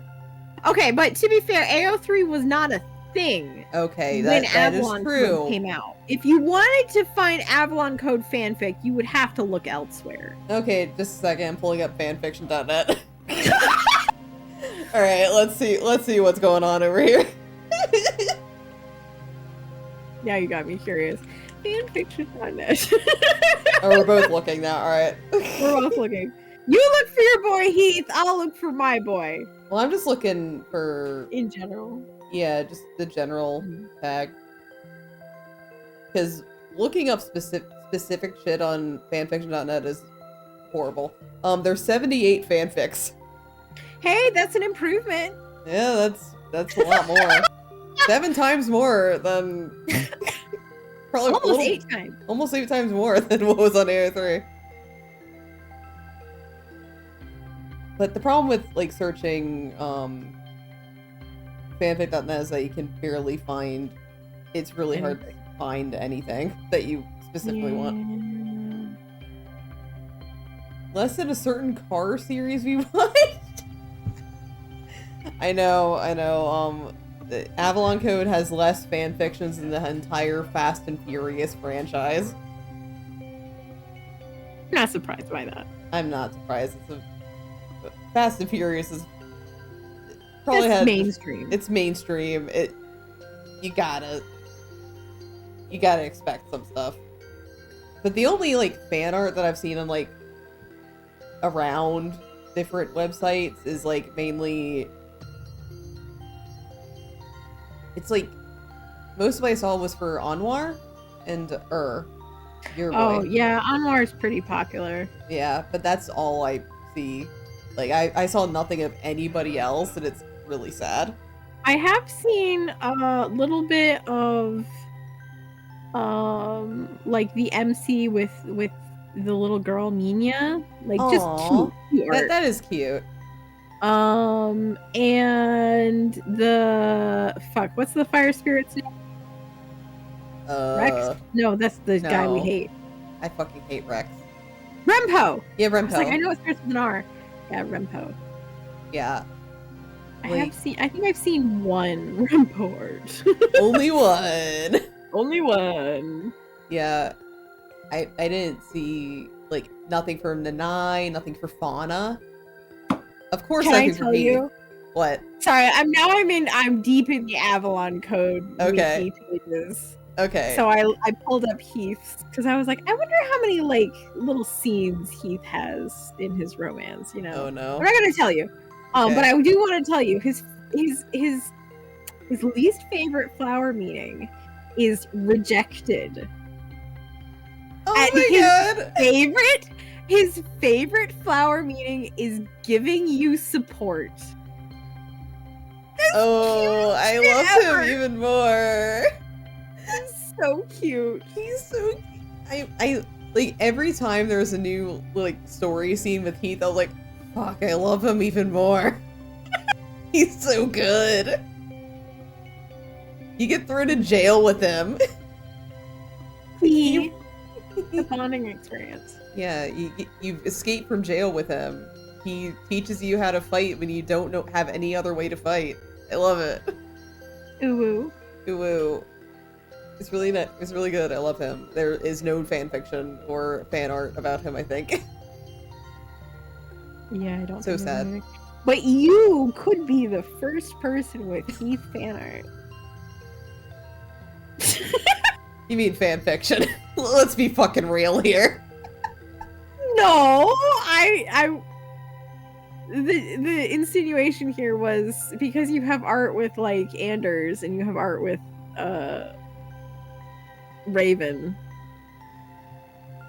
Well, let's see if Watame has her scabs open right now. Because Watame has already made Avalon Code fan art, so so true. You know, a natural. Thank God for that, because yeah. It's good fucking food. The only good Avalon Code food I've ever had. She's starving. Please, you gotta make more. I tell you what, when Other Secret finally becomes a creation, ooh, I'm gonna have fan art. Is gonna be great. Ooh. I'm gonna feed myself. I'm so excited for your secret. It's gonna be so rad. Thank you. I have no idea how far out it is. Google search images, Avalon code Heath gets mostly pictures of it's yeah, that's the experience. So excited for Secret. I'm very excited for Secret. There's so many secrets right now. Ooh, secrets. Yeah, so many. Are you guys excited for secrets? Trees and doors? Because we both simultaneously have secrets going on right now. We got him. Not bad. I just can't. I can't live without having. Apparently, when I started this year and I went, I'm not gonna do so many big things this year. I'm gonna take it easy. And then I just immediately was like, but what if I did this? And also this. And also this. And Famous also last this. words. Classic Vel moment. I love when my friends whisper ominously in the shadows. Yeah. Got this, Wix. We got him. It's my favorite. I'm in the shadow right now. I am like deep in the shadows right now. An old dog. Though people will know starting I don't even want to say. Soon though. Soon. I'm not gonna say exactly when. Which may be suspicious considering my stream is next week. Oh my god. Everything is going too fast. Everything's so fast. I'm like, am I actually ready for the 31st? I don't know. You got time. I got time, but then it's like, I also don't have time. But what else do I really need to have other than a graphic that says, hey, yeah. This is what I'll do if you give money. That's literally all you need. Right? Yeah, so you're fine, because it's already made, right? Or mostly made? What? The graphic. Oh, yes, yeah. Yeah. Well, you've already seen it. Yeah, I've already seen it. I didn't know if you were making other changes, though. Oh, no, I don't think so. I think I'll just leave it. Oh, okay. I was processing 1010's comment. Oh, 3D concert. I was like, oh, well, now that you say it. You already had a 3D concert, though. No, I didn't. Yeah, you did. Easy. Easy. You copying me? 3D concert? Yeah, with Corey. Where you had Oh, the karaoke. Yeah. I consider that a see. 3D concert. No, that's not a 3D concert. There No, was it was like... a concert to me. Okay, well, fair enough. This When must I be think where they 3D manage concert, I plant think growth. like camera work and animation. Oh, and yeah. whatever. Tone halation, yeah. I love Stone Halation. Stone Halation's a classic. And then every time I drive home and Alien Stage starts playing, I'm like, man, I want to cover every Alien Stage Oh my song. god. I'm like, whoa there, Val. That is so much work. That's a lot of covers. So much. Valiant Stage. Valiant Stage. Oh, that'd be insane amounts of work to like do your own 3D concert.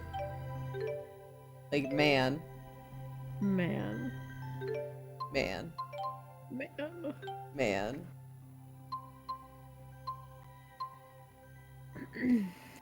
One idea.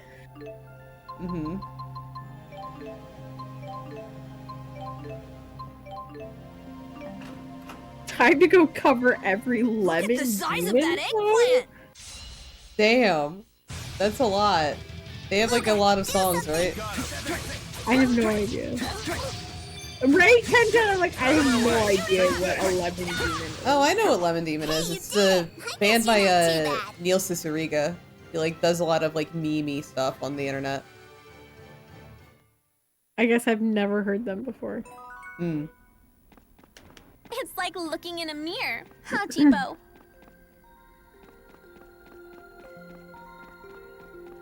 Yeah, Two Trucks, the Ultimate Showdown of Ultimate Destiny. None of these ring a bell. Ultimate Showdown, Ultimate Destiny is like original, like 2006 internet video stuff. Oh, yeah, I classic. think that's when I was deep in the Audition Online mines. Oh, okay, makes sense. Yeah, I didn't really I existed on MMOs for a very long time, but I didn't exist on like social media until like college. You know what? You're so real for that. Oh. An old. Was certainly on MMOs. Oh, and Gaia Online. Oh. I was a huge MMO kid. I was into RuneScape. That was my thing. I tried RuneScape when I was young. How was that? But boy howdy, I did not get into it. I was very into it.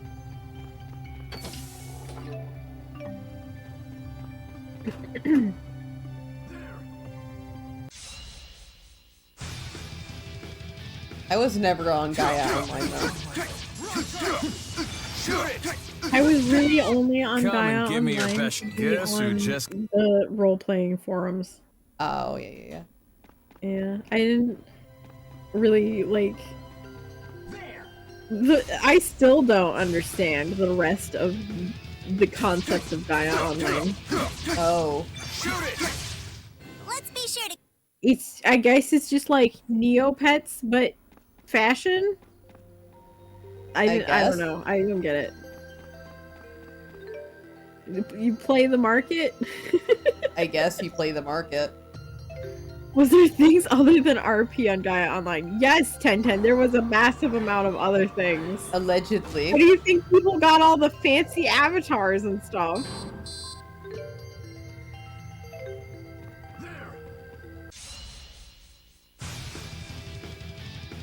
We got him. Leave the arts to me.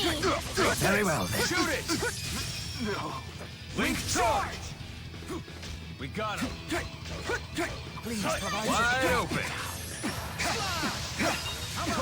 a most excellent rhythm. By role-playing someone into buying the avatar for them? Oh, you mean like you roleplay with somebody and they buy you stuff? But that person has to get the currency in the game. I don't know that. I mean, some things in Gaia Online were pay to win, but a lot of the stuff was like you really actually had to work for it. Oh.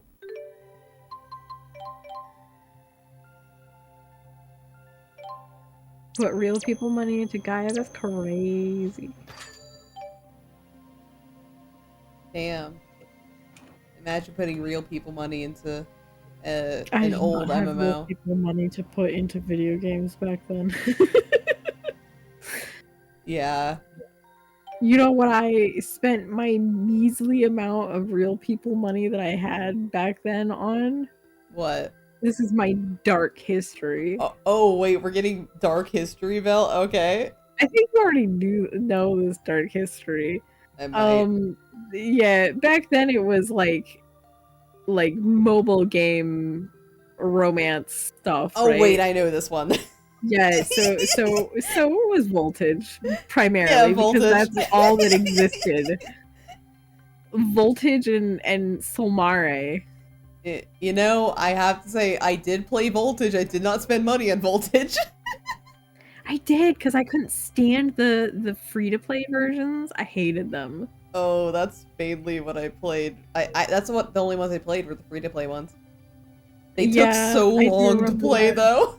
Exactly. I couldn't stand it. It was like once a week you get a little crumb of the story, and then you have to. Oh my god. Then you have to grind for like another week. Oh, It was so miserable. There was one that I tried to play later, that was free to play because I really liked one of the characters in it. It was not Voltage. Oh. If I remember correctly. It was a oh my god. Like Japanese warring era, like, you know, Meiji Yeah. There's plenty of yeah. plenty of otome. Well, it wasn't Meiji Revolution. It was the one before that where Tokugawa is just taking power. Oh, yeah. Yeah. So it's got like Nobunaga in it and stuff like that. Yeah. And I tried really hard to get into that game because I liked the character art and stuff. And boy, I could not do it. Especially because like the character release rate was also like a snail's pace. I mean, I was like, I can't do this. I played one of those too. It was Voltage though, but it was still like there's Nobunaga in it and all those guys, and I do remember distinctly like maybe it was the same one. I don't know, but the character release is extremely slow. It's one of the Shall We Date ones. I don't think it was that one. I think those are the ones that are by Solmare. I'd have to like see a picture, but I think the one I was playing was maybe they just stole each other's content. I don't know. It's something Voltage would do. I mean, there's a lot of overlap. Yeah, it might have been just like they were doing the exact same thing, so we could both be talking about like two different games. This is a different Nobunaga. Oh. This is not him. Okay. But Shall We Date does have a does have a Nobunaga. Oh my god. And which one is this? You're trying to sort out which Nobunaga was in your old game. Trying really hard. Oh, let me look up. When Sengoku? Oh, it is this one. It's this one. Okay. Let me get you a picture. Yeah, let me see this fucking picture. Oh, this has all the boys. Here we go. Okay.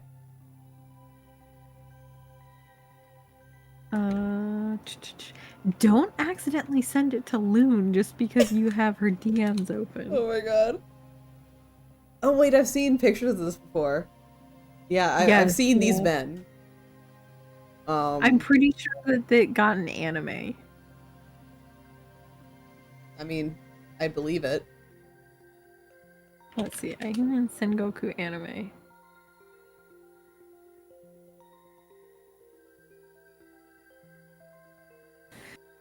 I don't know if I want to click this YouTube clip. Oh, oh no, what? Like a guy with his shirt coming off. Wait, what? Post-credits scene. Damn. Yeah, the one I was playing, it was distinctly like, you know how old Voltage games have the same exact fucking art style? It's that. Yes. But it's like Nobunaga, same exact timeline, probably the same exact historical figures that you can date. But instead it was Voltage. I did play a lot of that one too. Oh my god. What? Are you being dragged back into it? What the fuck? What did you just send me?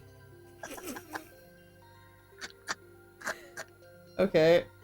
Do I want to have the volume turned on? Because I am on stream. It's totally, there's no suspicious noises or Okay, anything. well let me... Like, literally All just right. one line. What the fuck? Hello? Masamune? Where is this? This is a post-credits scene in the actual game, or what? I don't... Man. I don't know. Yeah, hi. Check, do you want to hear what exactly this man said to me in this YouTube video? come on. Do you want to hear what this man said? Yes? Okay. He said, and I'm gonna say this very seriously. He says, I'll pleasure you until you cry out. And that is Masamune Date. Yeah. Which I happen to know. Okay, so I haven't talked to her in like, I don't know, at least probably 3 or 4 years or something. Okay. And I would probably be at least mildly uncomfortable. It's a weird, one of those things where you had a friend that you were really close with, and then you grew like apart, and now you look at them and you go, I was friends with that. One of the yeah, I understand the feeling. So I happen to know that she was crazy for this man. Oh. That was her like extreme scrunglow for a long time. Oh. Okay. So now every time I look at him, I'm like, I connect you with someone I don't like that much. Like, oh. Uh-oh. Oh my god! My favorite boy's little theme thing is super cute though. It is? Who is your boy? Did you like Nobunaga? Oh. Boy. Ooh. Okay, let's listen to this You one. you might actually like him because his whole thing is like, first of all, I think he's the oldest character that you can ever out with. Uh-huh. But also that was very like, sweet. I just listened to it. Right? It was very sweet. Yeah. He's a monk, but he's forsaken his monkly vows or whatever they're called, you know, to get revenge on I believe Nobunaga. Ooh. From what I remember. And so his plotline is very much about like kind of sneaking around, being a rebel. Ooh. Trying to kill Nobunaga. I do think that he's there's like a plot line where he's like basically using the MC. Oh. Yeah. Oh, that is definitely up my alley. Right? I was like, now that I'm thinking about it, where would like this guy? That's a nerd-coded man right there. That is a nerd-coded man. He was also the very last character to get released. Oh, so okay. I started the game because I liked him, and I was like, are they ever going to release him? And then, like, years later, I was like, oh, he's finally out? And then you played it, you're like, oh. I played it, and I was like, huh. Wow. Years. I mean, I still like you, but the moment's kind of passed. Yeah, it's too late at that point. Yeah. Yeah, because especially with the Voltage games, I've noticed that they were like, if they were like releasing updates or like additional characters, like they always took way too long. Yes, and it's like, bro, you gotta strike while the iron is hot. Yeah, like you're being successful right now. You need to fast track this, or else all that money's gonna be gone. Just poof.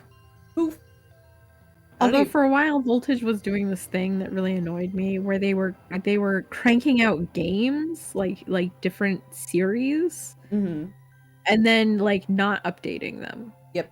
To have the additional content, they would just release a new game and then like leave it dead in the water. Even though in Japan, they had like tons of content, and all they had to do was localize it. Yep. I know that they've ported a lot of their old, like, the paid games to Switch, and it puts the fear of God in me that somebody in the modern day is playing a Voltage game. You know that there's got to be, like, a whole new flock of people who've been introduced to the Voltage universe because they got put on Switch. The Zoomers now have access. They have access to all. I don't even know which games are on the Switch. I know it's like the the all-in-one app, basically, where it's like Oh, is one app for like a billion different stories. So I don't know which ones are on there. Okay, Voltage, Ultimate Games, Switch. Man, this Right. is gonna be in my search history. Yeah, it is. I mean, we know what we were, so Yeah. Well, even if Tempest, I haven't actually gotten to play it yet. I Yeah. own it, and then I just never got around to playing it. But I really want to try it because people did really like it. Oh yeah, I actually bought Even if Tempest, and I haven't, like, I basically have played the common route, and I'm like at the point where you choose like which boy you want to go with. It's really good. Really? Like, you can tell that like the actual UI and the game itself isn't like made with like the biggest of budgets, but it's actually like pretty good. So I think it's the one game that's escaping the Voltage curse. Oh my god, I hate scrolling through this. I hate this. I'm like, oh man, I recognize so many of these games. Oh no. The only thing with Voltage for me is that I'd only recognize the ones that were available in the free versions. The free one. Because that's all, like, I didn't have the money for like the other Voltage games. Yeah. So unless it's like 3 different free Voltage games. They only made 3 of them free, and that's it. So they actually seem to be releasing the games separate. It's not the all-in-one app. Oh, okay, I was mistaken then. And also apparently they're putting them on Steam too. Yes, they are on Steam as well. Okay. That's crazy. So, yeah, they're on eShop and Steam. All right, now I have to look on. All right, let's look Oh at my God, Voltage. I have to fucking verify my age to look at this page. Wait, what? On Nintendo for Romance MD always on call. I had to put in my age. It's rated M for drug reference and sexual themes. I have never seen like an age thing for Nintendo. That is insane. All right, Romance MD always on call is $25 on Steam. Yeah, they're not cheap. They are not cheap. I guess you get all the routes without having to pay extra. So if you think about it that way, I guess it's typical visual novel price. Yeah. Oh my God, there are so many. Oh, 16 games are on Steam right now for Voltage. Oh my God. One of them I do recognize. One of them was a free one. The other ones aren't here though. The other 2 that were free. Is it the wedding one is the one that was free? Yes. Yeah, I thought so. Yeah, it was the fake wedding one. Fake marriage, Yeah. I mean. That was actually one of my least favorites. Listen, it was I think it was the first free one they made. So it was the only one I had for a while. Ah, I see.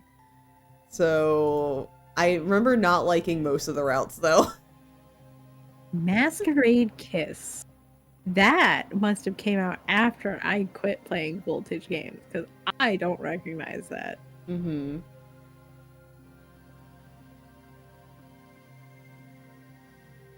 Oh my God. I pulled up the wedding. Wow, I pulled up the wedding one on Steam and I decided to scroll back down to the reviews. And the first one, it says, "It feels so surreal to play this on Steam as an adult. They definitely need to add achievements so we can display them on our profiles." Oh my God, no. Like a badge of honor? No. This person played Voltage back in the day. Then came back to and it. They're still into it 10 years later. It still endures. Actually, probably closer to 15 years later. Yeah. Like, me, I don't even know when I was playing these games. Probably in high school or something. I was, yeah, like early high school, I think, was around the time I was playing them. Yeah. Which would have been closer to 15 years ago. Yeah. So, yeah, So- passage of time is terrifying. There is a It lot is. more of these on the eShop, the Nintendo eShop, than there is on Steam. Really? There's like another. Damn. By There's the way, like another eight or so titles. Jesus Yeah. Christ. Because of the Steam sale, all of them are for sale right now. Oh my god. Ooh. Ooh, you couldn't pay me to buy these, but like all of them were like 50% off. Ooh. Are they on sale on the eShop too? I doubt it. Things on Nintendo never go on sale. I know. No. This one is $25 on eShop. Ooh. Did you know that most of the... And there's also DLC. So most of the Voltage games on Steam don't even have a lot of reviews. Like, the wedding one has 4 reviews in total. Only 5 out of 16 of them have enough reviews to get a thumbs up. Wow. Yeah. Most of them don't even make the minimum. My favorite have review. Ooh, my favorite has positive reviews, 25. Ooh. I will not tell you which one of them is my favorite. Come on. Is it on Steam at least? It is on Steam, yeah. It is? Yeah. Okay. Yeah. Alright, which game am I gifting Vel later? Oh god, please don't. I cannot. I wrote fan fiction for this. Oh my god. Game. Come on, the This is nostalgia. truly my darkest days. The darkest history. Man. I mean, fucking Voltage. Fucking Voltage. Shitty ass company. Like, shitty ass company somehow made a good Atome with Even If Tempest. But, like, guys, if you haven't seen a Voltage game before, they all use basically the same art style, and it's not... Yeah, it's and you know, when you've played more than like 3 Voltage games, the characters start to blend together because they all look the same. It's not just about the art style, it's the design of the characters themselves. They all have like, okay, this one is the main guy. He's got like dark brown or black hair, and he looks really serious and cool. And this one is the playful guy. He's got like light brown hair, and he's a silly little guy, and that's really his only character trait. Yeah. Since this is one of the only one of the only Voltage games I played, do you want to know a fun fact about the wedding one specifically? Yes. It looks like Voltage is also trying to avoid their dark history because one of the most problematic routes is not available. Incest? Yes, the incest one. I was like, I'm trying to think, like, what could be so problematic that Voltage would shy away from it? Ah, incest. Yeah, in the version I played, for some reason, I don't know why they did this. It creeped me out when I was younger, and it creeps me out now. But you could date your uncle.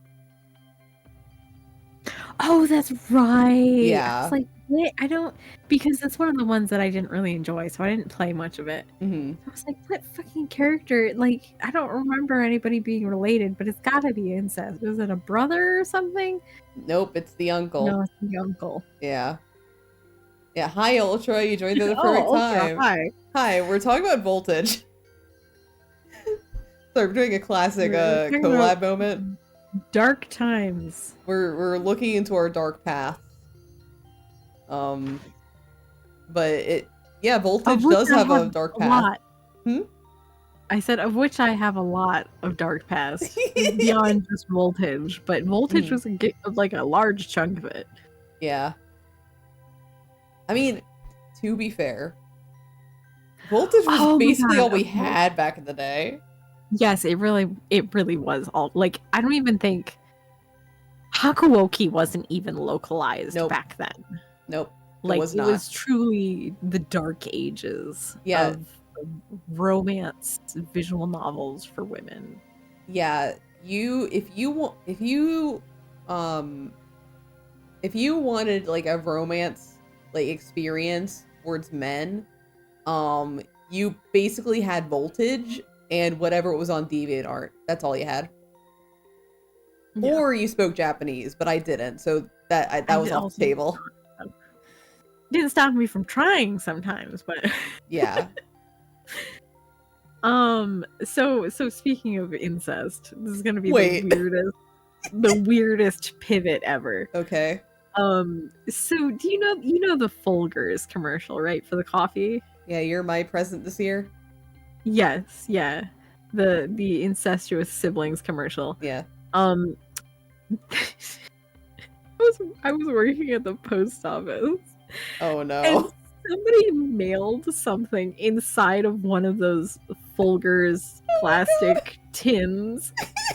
And as I'm accepting this fucking package, I'm like, don't say anything about the Folgers commercial. Don't say anything about the Folgers commercial. You're my present this year. The entire time inside. Oh my god. Like, what are the chances that specifically Folgers coffee? Oh my god. Wait, Ner, what? That's the new pop-up. You're my present this year. Oh my god, Folgers commercial pop-up. That'd be so fun. You know what? I gotta put that on the list. Write that down. Yeah. Reply it to the thread that I made, please. Or else I might forget. That's such a good idea. You're my present this year. Everyone's been really good so far for the suggestions, because I gotta actually hunker down and make them. I've been dragging my feet for so long.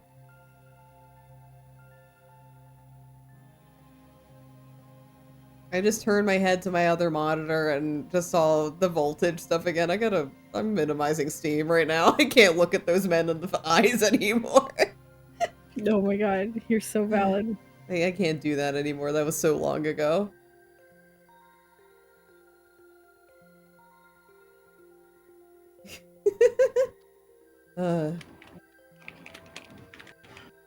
Any other dark past we want to address right now, or no?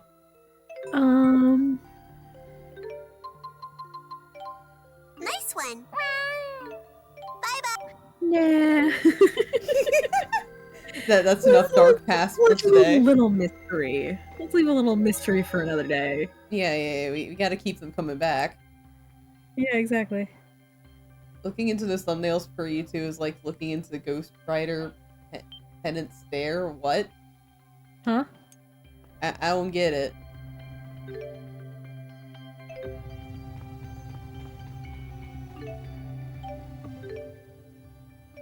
You got that joke? Okay. That's nice. That's nice.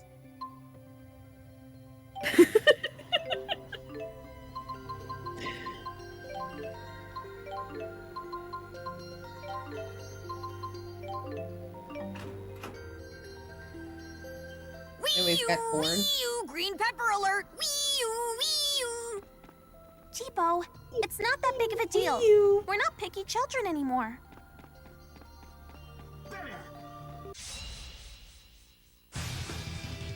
You got good corn? Very nice.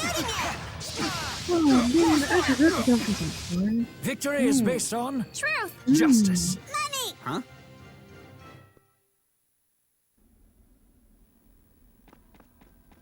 So we've been like we have both revealed part of our dark past. Like, anyone else want to pop up some dark history? Come on. Yeah, man, we can't be the only ones sharing. Come on. What games embarrassed you as a kid? Come on. That you're ashamed of to have played. Come on.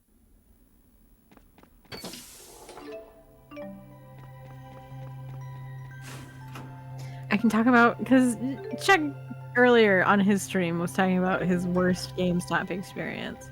Yeah. And I mentioned earlier this stream this like ingrained sense of shame that I have that just lurks in the corner of my mind Looks like another device of some sort. For romance material, okay? Yeah. And the two things combined point to one specific story, which I think I have told. I have told at least you before, I'm quite sure. I don't know if I've told it. Mm-hmm. I might have told it on my stream, I don't remember. But I, long time ago, when Hakuoki came out, Mm-hmm. I went to GameStop to get Hakuoki. And I mean, it was just there on the shelf. It's not like I pre-ordered it or anything, you know. I just went there and got it. Yeah. Which is kind of incredible if you think about it, because, like, they stocked it. Yeah. That is incredible. Yeah, like, looking back, I'm like, huh, you know? I don't know. I don't remember, like, if I checked beforehand or not, but I just went there and got it. But so I went up. I go up with this game. It's not inherently obvious, in my opinion, that it's a romance game. Yeah. The cover art doesn't really show it. Yeah, I've seen it. Like guys with swords, you know? Yeah. But so I go up to the counter, and this guy, the white man, very white man, is at the register. And he's like the only one at the register, of course, because it's a fucking GameStop, and seeing a woman working at a GameStop is like seeing a unicorn. Yes. Although I did one time meet a very nice lady who worked at GameStop. Mm-hmm. And I hope she's doing well. Yes. She was very nice. But this guy, and it's like, we're at a time when like malls were still like a fairly busy place. Yeah. So there's people in this GameStop, and he says in this loud fucking voice, "Oh, isn't this the dating sim?" Oh my god. In this like super like obviously like mocking. Laughing, mocking kind of tone, you know. Mm-hmm. And first of all, looking back, how did he know? Yeah, like how do you know that? He stalked it, so he whatever. But like, was that it? Was that the catalyst moment that ingrained shame into my soul? It's all that one guy's fault. We gotta find him. Anyways, that's my worst GameStop experience. Oh my god. Ugh. Man. We gotta hunt that guy down. We gotta find him. Be like, hey, fix that. Yay. How dare you? How dare you? You gave her shame, now you're gonna play Hakuoki. Now you're gonna play it. Yeah. Enjoy it. Enjoy it. We're gonna tape your eyeballs open. Yep. And you're gonna romance all the boys. All of them, every single one, and you're gonna do all the bad endings. Yeah. And then you're gonna play the not exactly remake, the expanded version. Yeah. You were gonna play that too. Yeah. You're gonna watch it. You're gonna play all of it. And you're gonna take her shame away. I think I ever played really embarrassing games. I mean, obviously I played Voltage games. That's pretty embarrassing of me. I played Cloud Meadow. I'm not embarrassed to say that, Belle. Yes, I play Cloud Meadow. What about it? Honestly, yeah, I'm somehow less embarrassed by that than the fucking, you know, cutesy romance. Yeah. Are all of us just gonna stand up and be like, yes, I've also played Cloud Meadow, what about it? It's a good game. But Ultra, they're not embarrassing. That's the moral of the story here. Why are we embarrassed? Yeah, why are we embarrassed? Why are we embarrassed? So why haven't you played Cloud Meadow? What? It's in our shared Steam library. You can play it. you can just there's probably 2 copies. 1010 probably owns it too.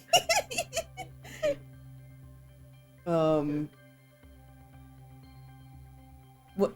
Speaking of like, Because I'm lying for fun. oh, okay, Oh, you've okay. also played it. All right, fine. Speaking of like potentially embarrassing games, it's really funny how we both just dropped like, oh yeah, New Carnival. We played that.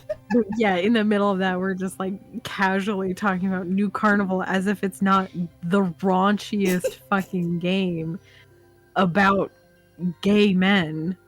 They're JO crystals, yeah. It's literally about charging up your JO crystals. But it was a pretty good game. It and was the art pretty was fun. very good. It was very good. I'm not gonna lie. I mean, it's on the same level as saying that I play Cloud Meadow. Yeah, true. I don't even know what else I would consider embarrassing to play. I don't know. Let me look at Steam. Is there anything I'd be like horrified that anybody know what's on here? Oh, hey, Cloud Meadow. Oh, hi, Cloud Meadow. Whoa. I don't care if anyone knows. Like, it's a good game. It's fun. It is a good game. I really genuinely like the combat. Yeah, it's fun. Most of my dating sims were on Newgrounds games. I mean, I played a lot of Pact Assist dating sims because, again, that was all we had back in the day. We didn't have actual, like, big-time official ones. We had dating sims that were made by a 15-year-old on DeviantArt. That's all we had. There is a funny, well, I wouldn't necessarily call it funny per se, but maybe a small part of my dark past. Oh, more dark past. When I used to be on Tumblr, Uh-huh. and Flash games were really popular. And there was like a period of time when you know what, actually it's almost comparative to like now on like Twitter and Blue Sky and stuff, they have the like retweet campaigns that artists do where it's like, ooh, retweet, and she'll take off her shirt or whatever, you know, that kind of thing. Except that back then there used to be like the Flash games that were literally like petting mini games with sexy characters, and I'm like, do they still do that? Do they still make those? They have to still do that, right? Right? Yeah, they have to. Meet and fuck. Anyways, I don't know why I saw so many of them on Tumblr. I mean, the only... And I specifically remember one for... For what? For who, Val? You know the Pokemon Professor Sycamore or something? Oh my god, you had one for Sycamore? Yes, yeah, there was one for him, and it was was R18. Uh-huh. Did you see his dick? Yeah. Oh, perfect. I'm not surprised too, because Sycamore was everywhere. He was for a while the like Tumblr sexy man. Yes, he was like the sexy man for Pokemon for a while. Yeah. Yeah, he was very popular. Yeah. And I can see why. I wasn't really a Sycamore fan though. I thought the hype was overblown. He was okay. Yeah. I think it was mostly that like people were in such a drought for any man that was even moderately attractive and wasn't just a stubbly white man. True. The Dark Age returned. Tumblr sex men are still around. Like, yeah, they are. They're the guy from Mob Psycho and Rygan Sans and Undertale.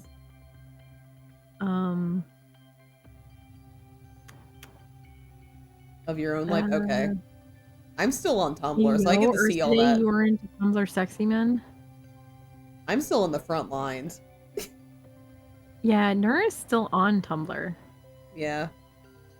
I made a Velcro Tumblr and then I never used it. I'm gonna be real.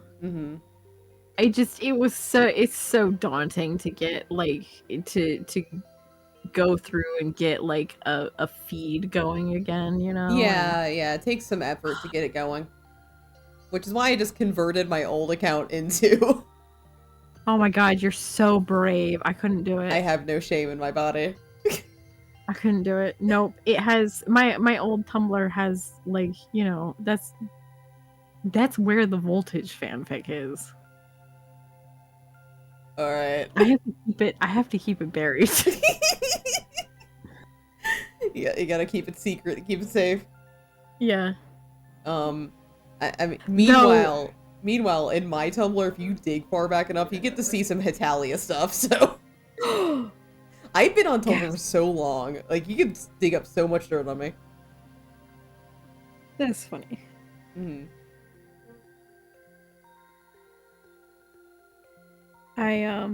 The thing is that I mentioned the like fanfic that I've written for Voltage, but none of like I wrote I feel like I've told this story before, but whatever.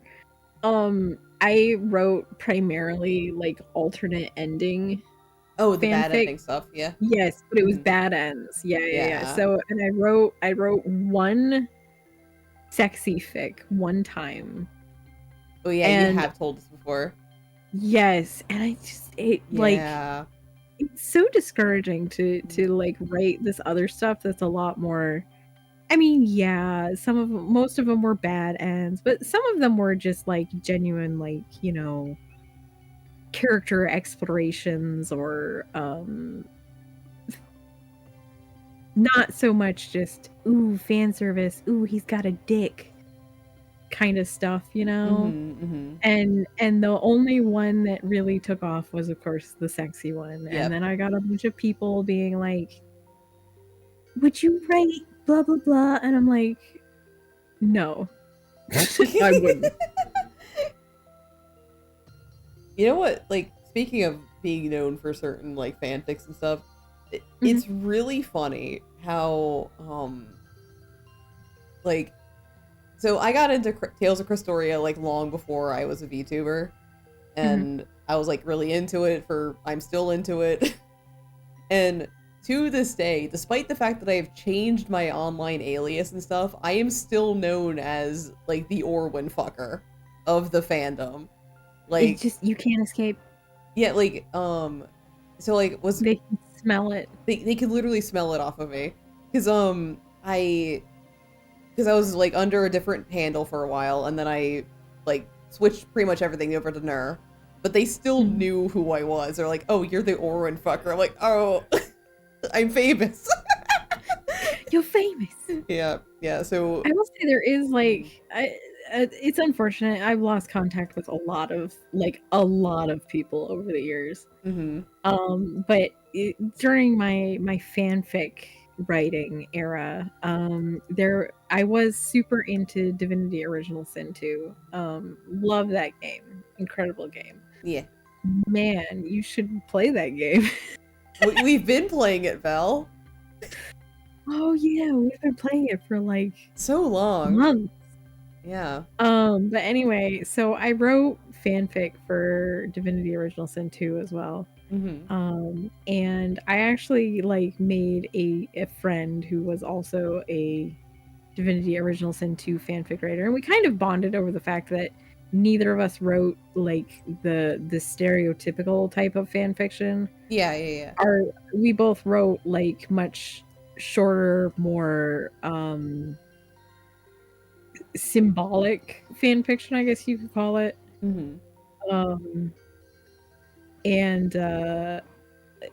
But unfortunately, you know, because I left Tumblr in the Exodus, I've totally lost contact with them. But I think about them and I go, man, I hope they still love Divinity Original Sin 2.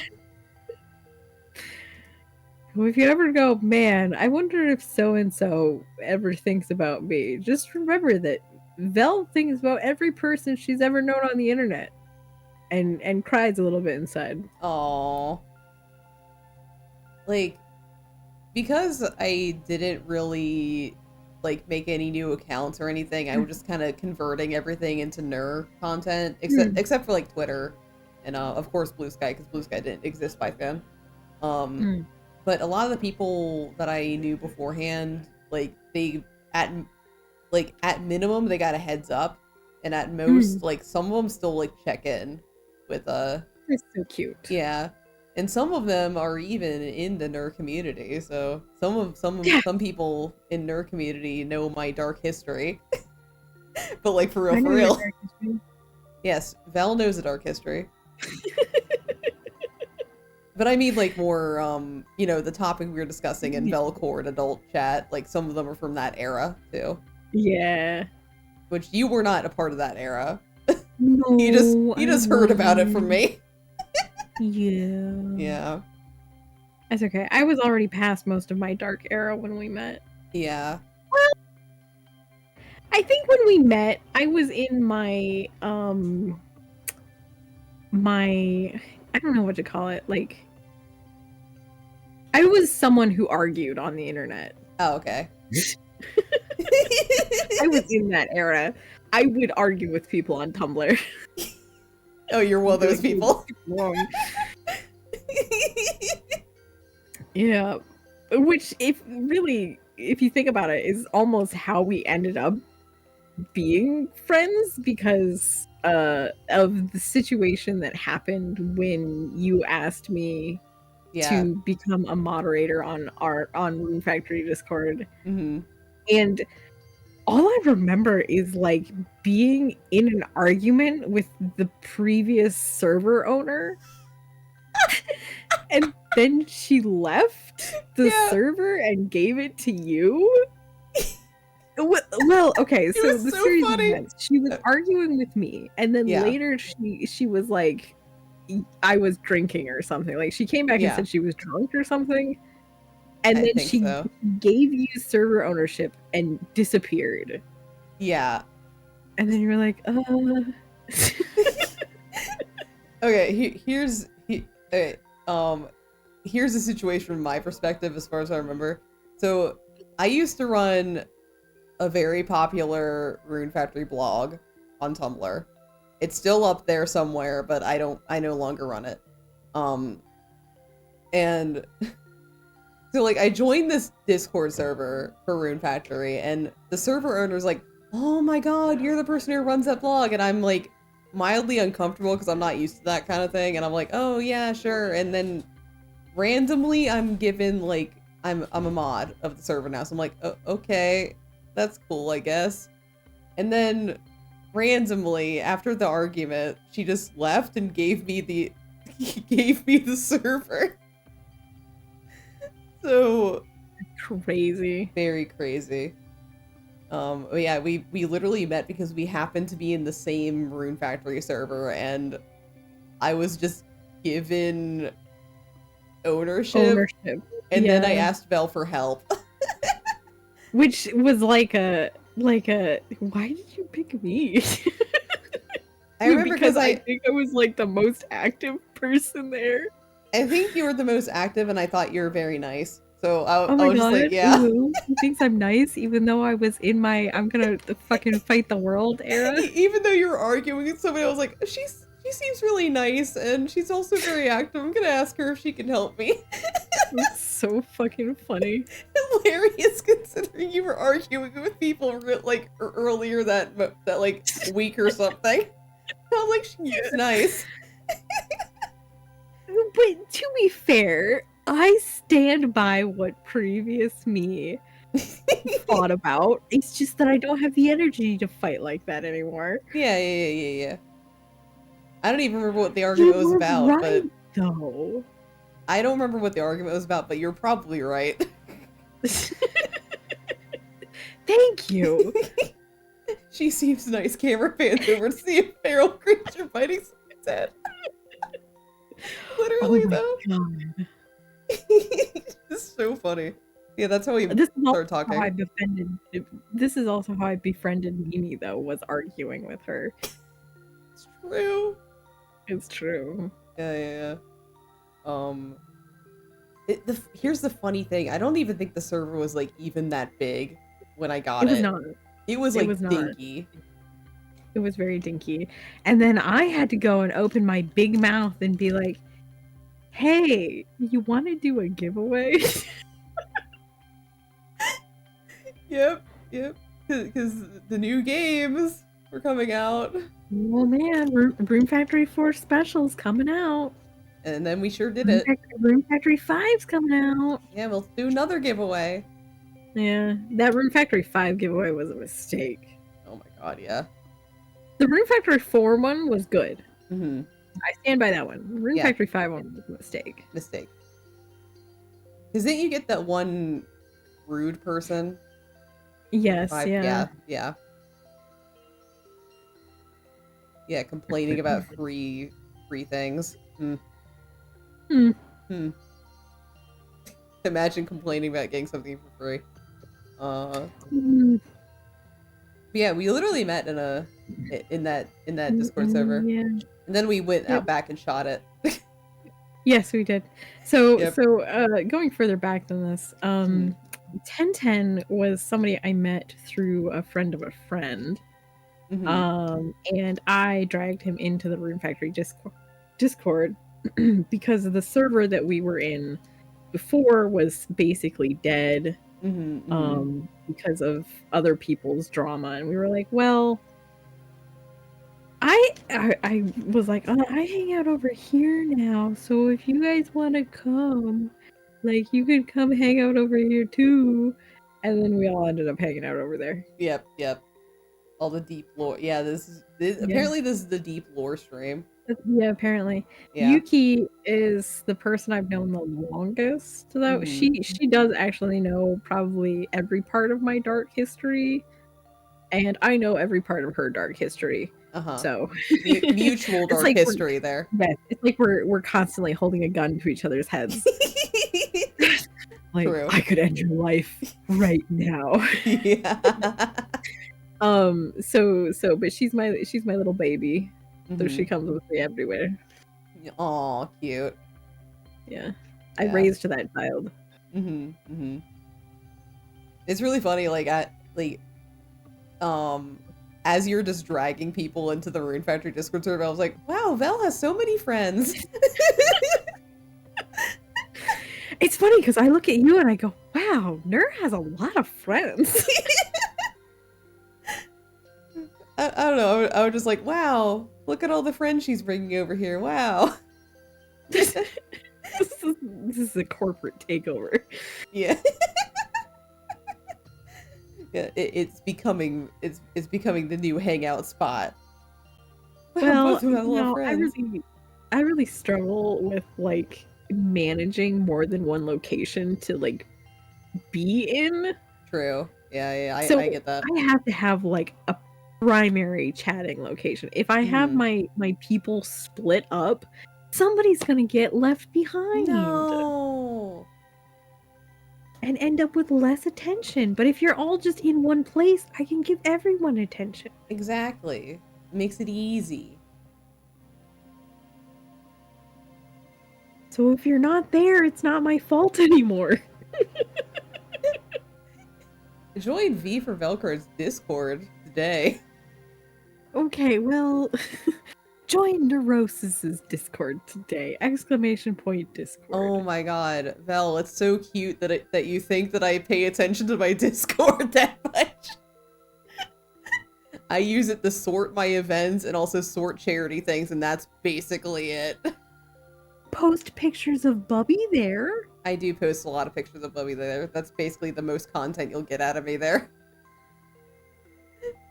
Like, I'll post... And is that not enough? You know what? True. Look at pictures of my cat. Yeah, look at pictures of Bubby. I spend most of my time just on Velcord. Tee. Tee.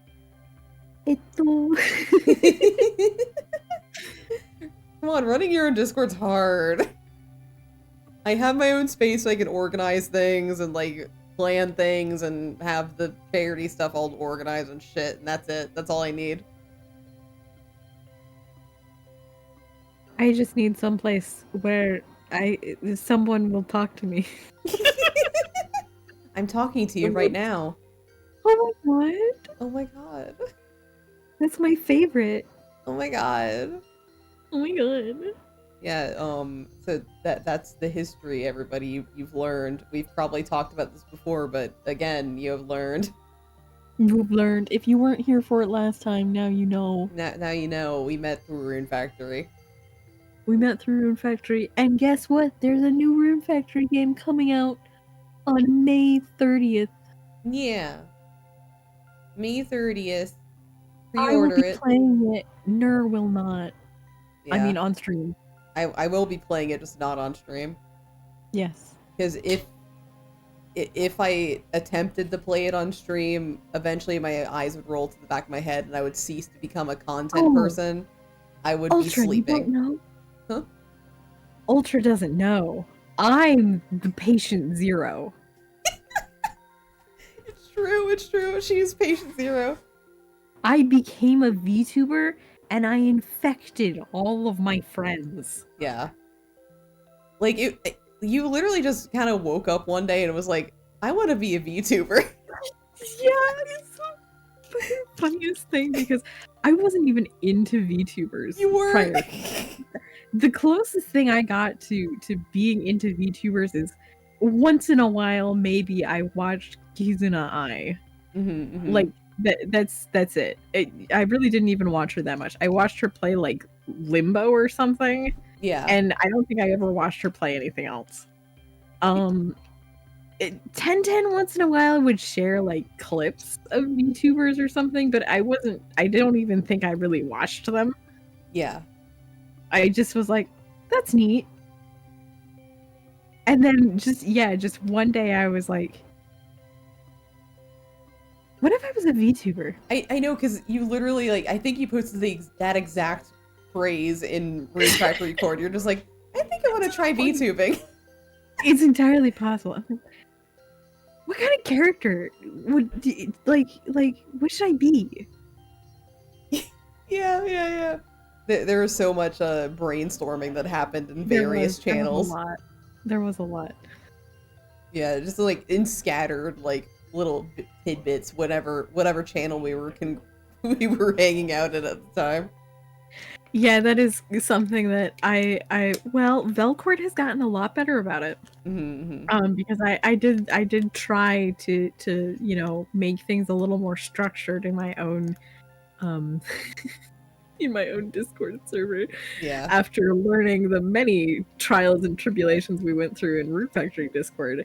Because we would just talk wherever. Just like the channel names were more of a suggestion. Yeah. Like the general chat was basically Final Fantasy 14 chat. Yeah, it did kind of get to that point. Yep. Yeah, and I do not have a venting. We had a venting channel. Yep. Or like I think we called it like support or something. I think so. I mean, it still exists. We could just look at it, but I don't really want to look at it. At some point, I do just want to like take it out back and shoot it because I am the server properly owner. Just properly do it. It's been long enough. It has been a long time. But some people are still in there to use the emotes. Yeah, but we warned them. We did warn them. We warned them, and all the ones that we needed are yeah, I saved all of them. Yeah. Yeah. I mean, even if I didn't upload them, I have them because most of them were either made by me or commissioned by me. Yeah, I'm pretty sure all of the custom ones were you. Yes. So. Yeah. But okay, so this support channel, I don't have one in my Discord for a very specific reason. Although, to my, I don't know, hubris, dismay, etc. The adults only chat of my Discord has kind of devolved into a support channel where people vent about things, and I'm like, Oh, well, it's not as bad as the because okay, so my problem with the Rune Factory Discord server one, and part of it has to do with the fact that I was in my keyboard warrior era. Yeah. Which is that I felt an unhealthy amount of responsibility to respond to people in the support channel. And so I would end up in these like incredibly emotionally draining conversations. Yeah.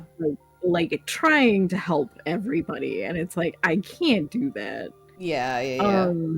So that's why I didn't make one in Velcord. But you know, people are people, and they want to share and they want to talk about things. So at some point, the adults only channel has become more of a vent channel than anything else. But I think it's greatly improved because not everybody there is expecting like a response. Yeah, it's mainly like just getting it out there. Yes, and they spoiler it and they put warnings on what it's about, and I'm like, you know, I think this is a level I can handle. Yeah. Especially because sometimes I do it too, but it's mainly just I need to guilty of it as well. So yeah, you know, it's not like I'm calling anybody out on it. Yeah. Like it's just I want to type this out there and just have it out there, especially if it's gonna put me in a bad mood. I just kind of want to warn at least some people that like I'm going to be in a bad mood, kind of thing. I have to do the music. So what are you doing? What is it doing? She hates it. Oh my god. Wow.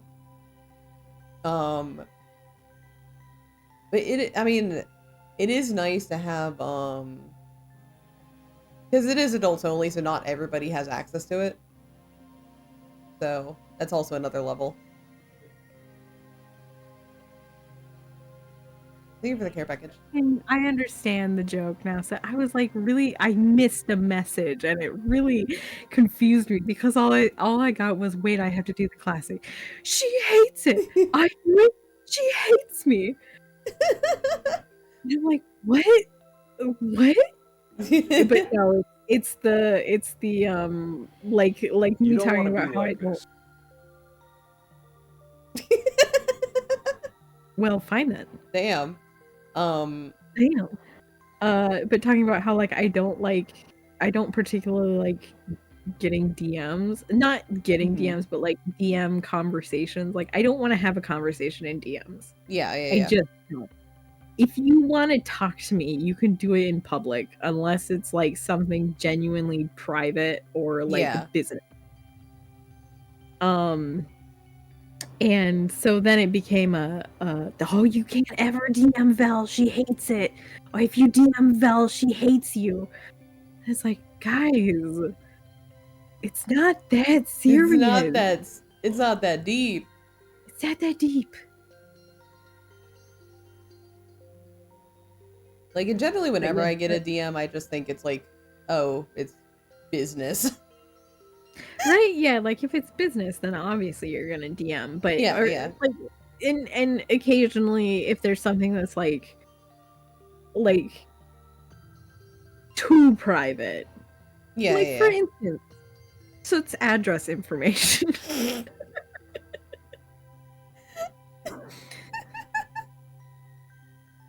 It should be in DMs. Should be in DMs. You know why we brought that up. Yeah, it should be in DMs to put your address there. It should not be in general chat. Yeah. Yes, it.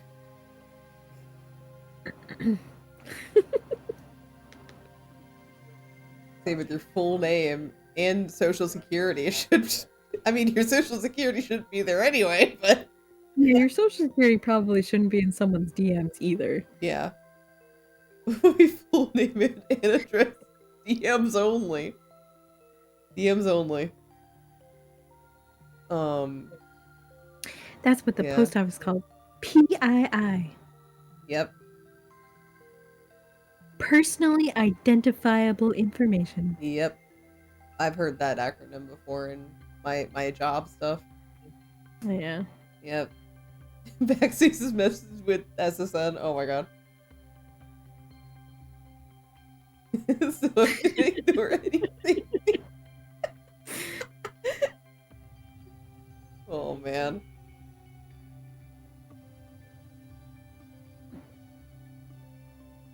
Gonna post my full name, address, and social security in every channel with an at everyone. Alright, good luck, Ursaday. Hell yeah. Can you also, hey Ursaday, while you're at it. Yeah, while you're at it. Just to, like, you know, keep everything organized. Can you also add your bank account routing and account number? Thanks. Sorry, please steal my identity is a sentence that, like, an undercover cop would say.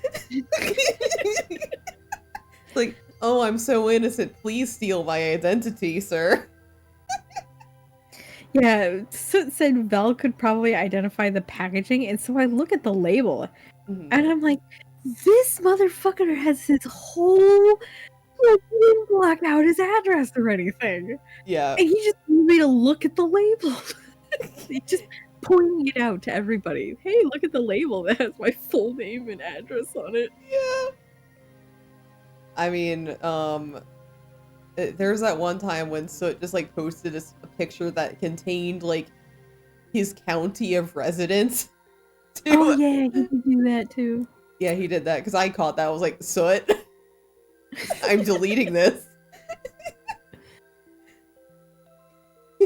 There was, like, the orange label indicated it's damaged. Oh my god.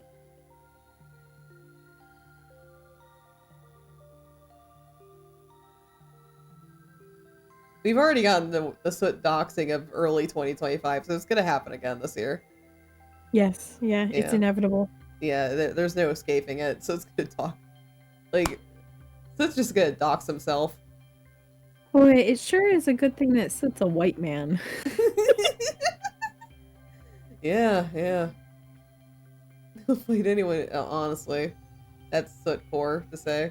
Yeah, Soot has that white man confidence that just doesn't get the paranoia of, oh my god, is this gonna dox me? Yeah. You also have a knife. And don't forget the knife. knife. The outfit coordinated knife. The knife that matches your outfit. Show me a picture of the gun I made fun of him. And you know what, Tenten, you should make fun of him again. Yeah, make fun of him again. Come on. Do it. Right now. This is a gun.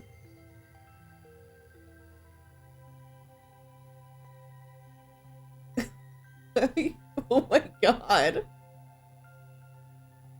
Jeez. I'm just convinced that Tenten and Soot's DMs, if they DM each other, is just them, like, completely, like, duking it out. I am convinced that they're just fighting each other constantly.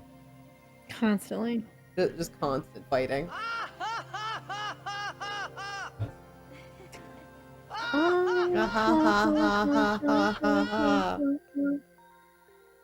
And there's so many Final Fantasy games I want to play.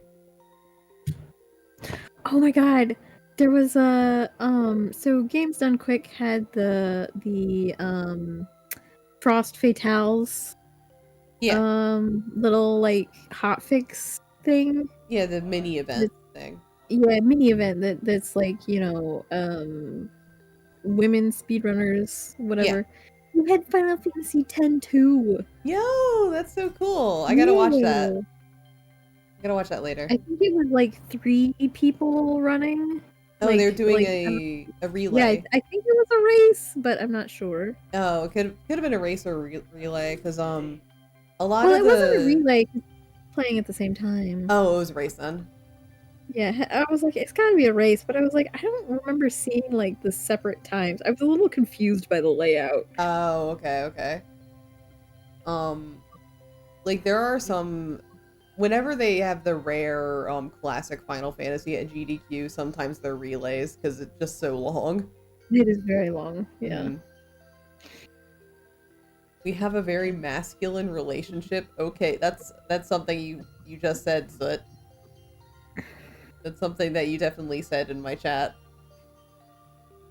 Soot and Tenten are like, you know, they get into the ring and they like punch each other and wrestle and whatever, and then they get out of the ring and they go out for dinner. Yeah. 5 feet apart. Yeah, but 5 feet apart. At the dinner table, they're 5 feet apart because they're not gay. Yeah. Oh my god. Man, I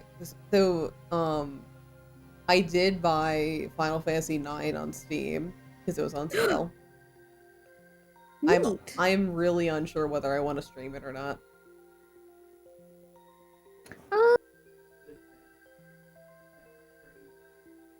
Yeah, I don't know. I can't give you any advice or input on that one. It's Final like, Fantasy IX was not one of my top Final Fantasy games. Oh. I mean, it's good, but it's just not, you know. I like other ones better. Like, I know a lot of people who are fans that are really, really into it, but so it's like, on one hand, it'd be like, oh, cool, like, I'm one of the only people that doesn't know anything about Final Fantasy IX, I mean. So it'd be kind of fun to see my first reactions. That'd be nice. And on the other hand, I'm like, there's so many other Final Fantasy games I want to play. Like, this would just be adding to the list. Maybe I should just play it on my own time. Because I am starting 7 next week. Oh, you are? Yeah, I'm gonna start 7 on my 3D debut. Oh, right. Duh. Yeah. Hello. Because I started Star Ocean 2 on my Live 2D, so I want to start another game I really like for my 3D. So, yippee! Yeah. So it's like, okay, 7's a behemoth. So it'll take a while, so I might just play 9 whenever I feel like it. Pretty long game. Yeah, OG 7, baby. Thank God it's not the new one. I would never play the new one. You can't pay me enough to play the new one. Really? Really, I do not like the remake or the rebirth. But, like, there's not like a breaking point where you'd be like, well, that's a lot of money. If you pay me like $1 million, I'll consider it. How about that? Okay. Get on it, Chet. All right. Chet's like, no, we don't want it either. All right. Oil Baron who really specifically loves Rebirth, get on that. Yeah. Oil Baron, if you're willing to like give me $1 million upon completion and give me a contract that I will get the money upon completion, I will stream it. Mr. Nomura. Right now. Did we ever finish Void Stranger? Technically not. I did. The ransom has been paid. Your files are now deleted. Oh, hell yeah. Oh, or $1. $1 out of $1 million. 1 million. We're almost there, guys. 999,999 more to go. Yeah, so Void Stranger, technically I finished all of the 3 routes, but I can still like there's more secrets that I could find. It's just like it's unguided. So I'd have to just be fumbling around in the dark basically to try and find it. Nah. That's too hard. The ransom has been paid. Oh my god, thank you for the $2. 99,998. Now's your chance, chat. Oh my god. Pump those numbers. Yeah, we gotta get closer to that 1 million mark. Get on the ground like floor. when the level goes up and then the time stops counting down for a little bit because you leveled up. Yeah.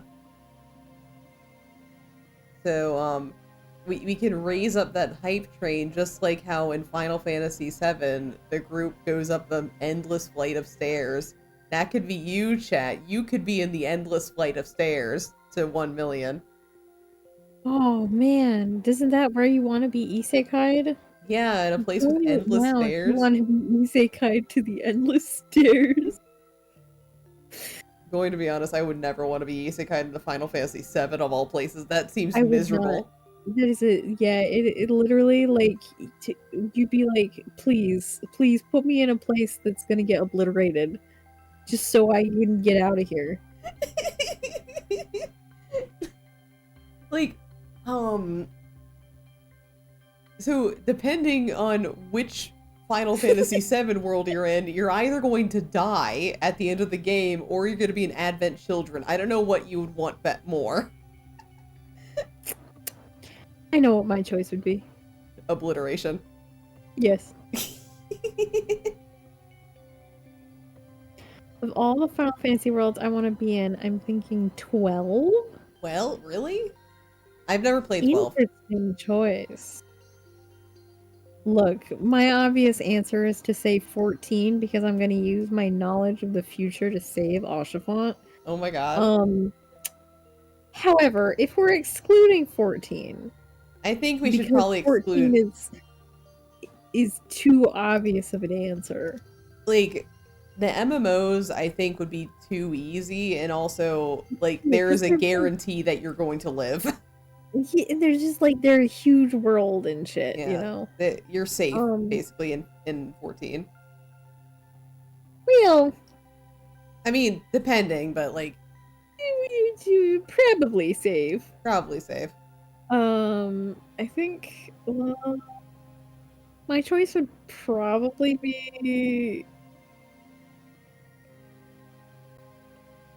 I'm trying to think. Because, like, I'm thinking of something that's like, oh yeah, that seems like a good place. Oh wait, I remember what happens later in the game. Uh-oh. That's what I'm like, ooh, well, I really like Final Fantasy X, and the world's, like, really pretty. Sin. And then I'm like, ooh, Sin. Sin. You could get tsunami'd anytime. But on the other hand, I'm like, oh, I guess I could say 10-2 in that case. But then it's like, a lot of my favorite characters aren't there anymore. Yeah. It's like, oh. You can handle it. I can parry. You can parry a tsunami set? Okay. Yeah, 13's world's very depressing. Just in That's general. also true, yeah. 13's world is extremely depressing. 15. Ooh, that'd be a bad one to go to.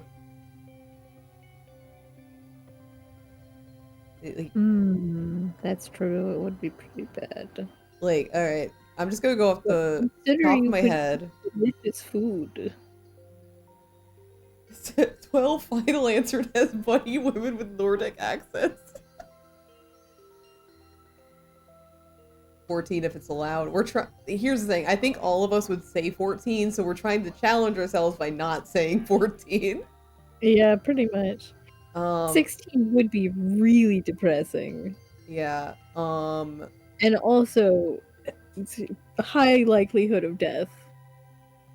I'm just going off the ones I know off the top of my head.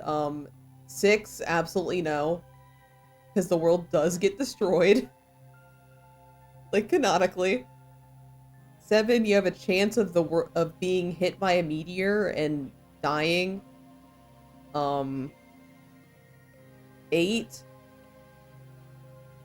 Maybe 8, actually? I wouldn't go into 8. I don't want to be there, but I think, like, as long as you're not getting involved in the plot, I think you're relatively okay. Maybe. Well, 8 has a lot of weird shit going on. It has so much weird shit. I'm not entirely sure. But like, there's a chance you might just not be real. It's true. You could be a dream, like in 10. Yeah. But like, I'm thinking of stuff that happens at the end of the game. So like in 7, no matter what you do, the meteor falls down and potentially most life on Earth is wiped out. But in 8, like, there's time compression, but it only affects the main party. So you might be okay? Maybe? At the end of it? I don't know what happens in the rest of the world when time compression happens, but... I don't know what happens in 9. 10, there's sin. 13 is just sad, and there's that whole bullshit thing with lightning returns too, so I don't think you're getting out there unscathed.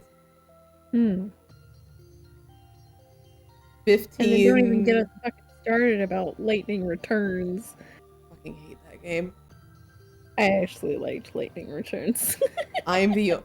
if there's anything I've learned from VTubing, apparently I'm the only one who likes 13-2, and I'm also the only one who doesn't like lightning returns. See, everyone loves lightning returns. I don't. Now, I will give you, 13-2 gave us, what the fuck, what is the kid's name and he's grown up in 13-2? Hope, yeah. Thumbs up on that one. I like grown up Hope. Okay, I don't like Hope, and it's not because of his character. I don't like Hope just because the fans are extremely weird about Hope. That's fair. That's very fair. So whenever I see him, I'm just like, oh. I know what people are weird about you. It's true. I do like him otherwise, just that fan stuff has tainted him a little bit for me. You know, the biggest reason that I don't like 13, the first 13, and to an extent 13-2, is I can't fucking stand Snow. If you put me in the same room as him, I would punch him in the face. Like, just on sight, punch him in the face. If I was in the same room as you and Snow, I would get between you and Snow. You would be punching me in the face. No, I would simply move. I love that man. I know you do. I know Snow. You do. I wish you would go back to eating Anders' face instead. Wait, you don't like... So you hate Snow more than you hate Anders? Yes. I love Snow. He's just a dumb hero, guys. Like him. Oh my god. Oh my god. He infuriates me. I have to fucking stop fighting that fat little cat meme. I think that Sarah and Snow are cute together. The fireworks scene. Very nice. Very cute. Sarah deserves better. Well, okay. I take that back. Okay. Because he's very nice and sweet to her. The only time that Snow is tolerable is when he's ooh-wooing over Sarah. It's very cute. The rest of the time, if Sarah isn't there, I hate his guts. Man. I love that man. Like, just thinking about him makes me angry. He's so insufferable and pretentious and fucking he's up on his stupid moral high horse. Get down from it. You don't deserve to be up there. You're not a good guy. Don't worry, Snow, don't listen to her. We'll go off together.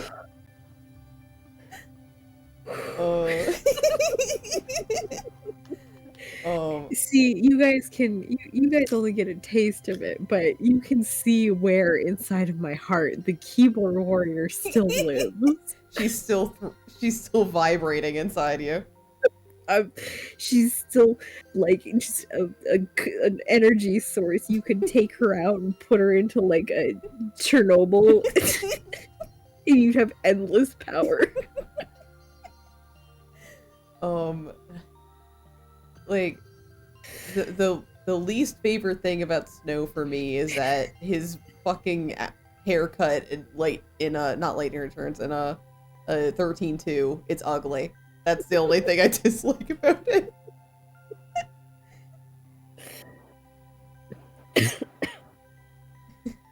Yeah, it's very ugly. Get a better haircut, dude.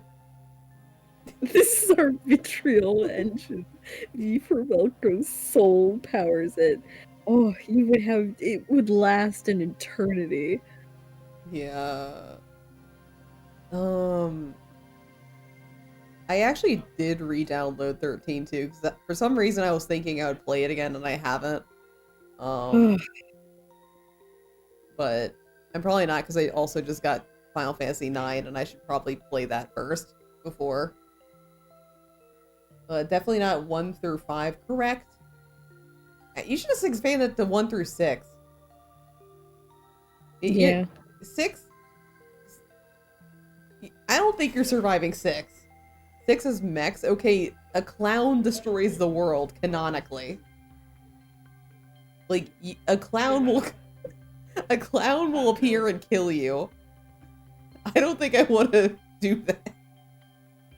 I'd stop him. Okay, I don't know anything about 12 except that it has the bunnies. I guess I'll go join you over there with the Nordic bunnies. Does anything world-shattering happen in 12? Kafka suddenly There's some bad things that happen, but yeah, the world doesn't end. Okay, I guess 12 is their best bet. Because, like, I know we've had this isekai discussion before, but I really don't want to get killed by a clown. So... Yeah. That's fair. That's understandable and valid.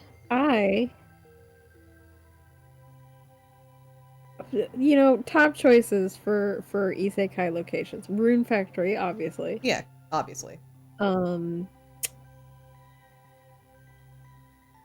Lincoln, because how can you turn down fucking PTO every month? Period PTO. I wouldn't even need the guys. I'd have period PTO. Right? I don't even care. That's what I'm saying, is that, like, you've got cool, super advanced technology, the period PTO, healthcare, subsidized period products. Yeah. I don't know. She has got a really nice apartment. Yeah, she can afford, like, nice living. Bottom of my list, Grand Blue Fantasy. Okay, the latest event has the main character setting up, like, a little gaming corner in her house, right? Okay. It's like, that's nice. And then she's like buying a whole, like, gaming pod that puts you into, like, a virtual reality. Huh. It's like, excuse me? You just went and bought that casually? Damn. So anyway, I'm convinced that she's actually rich now. Yeah, I mean, it would make sense. It's crazy. Let's see. Ursidae has chosen Cloud Meadow. You know what? Live out your dreams, man. Valid, actually, because generally speaking, the Cloud Meadow world is, like, not that bad. Yeah, it's actually pretty nice. I'm not sure how I would do, considering I'm asexual, but Pretty nice. Yeah, but I mean, like, not every. You don't have to fuck anybody to play the game. True. Yeah, I don't have to fuck anybody. Like, you can play through it with the MC being completely asexual if you really wanted to. Okay. Alright, maybe I'll be fine in Cloud Meadow. I would just literally get isekai'd into a porn game and like not and not even have sex. Hey, there you go. Yeah, alright, let's go. Maybe that also makes you safe from anything that goes on in the world, you know? Oh, yeah. Because, like, you can't get involved. The asexual advantage. Yeah. Let's go. Can't be plot relevant. Don't fuck. Yeah. I die in trails. Okay. Yeah, the asexual buff.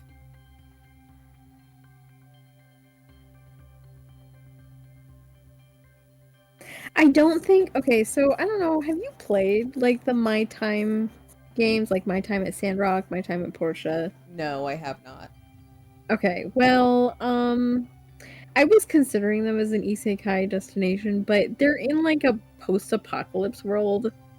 Oh. Yeah, and, like, so they scavenge, like, old technology, except that they also live in, like, a...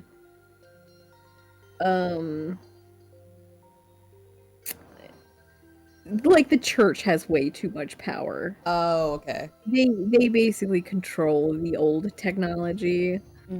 Like, they confiscate what they deem as too dangerous and stuff like that. Oh. So I'm like, yeah, you know what? I could deal with the rest, but I don't think I can deal with that part. Yeah, I don't think I'd deal with that either. That one's a no for me, dog. Yeah, whatever they're called. I don't know, for some reason, whenever I look at the My Time games, I'm not interested, so... Yeah, that's fair. They're very much like... They have a very particular art style that's really not for everybody. I do enjoy them, though, personally. It's good. They're making a new one. Yeah, I heard. It got kickstarted, right? Yeah. Yeah. I backed it. Yeah. Yeah.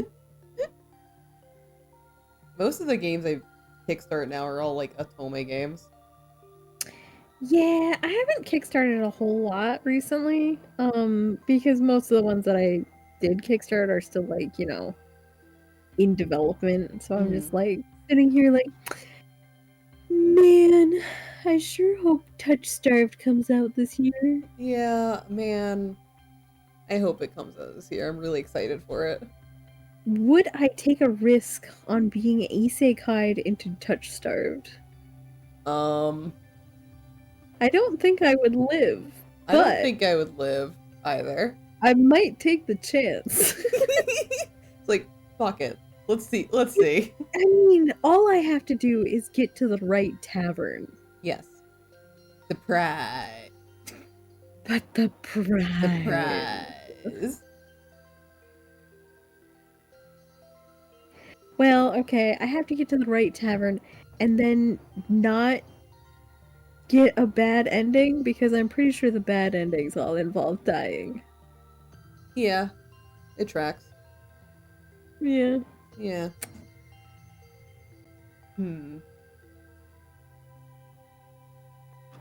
I don't think I would risk it.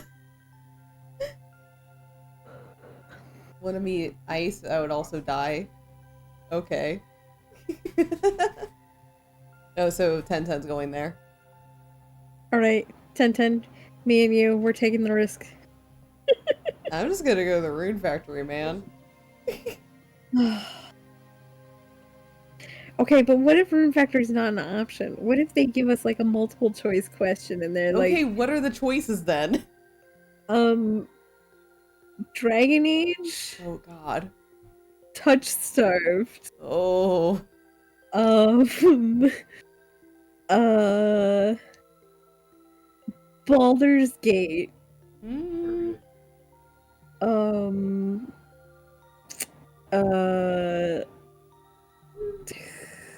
fuck. No, this is not a pick. Another game that you know. So this is not a pick something to bring with you. No, we're not doing that here. That's cheating. I don't know if Nur's played Cyberpunk. I have not. Okay, yeah, see, that's my problem is that I'm trying to stick specifically to games that you know. Yeah. I'm like,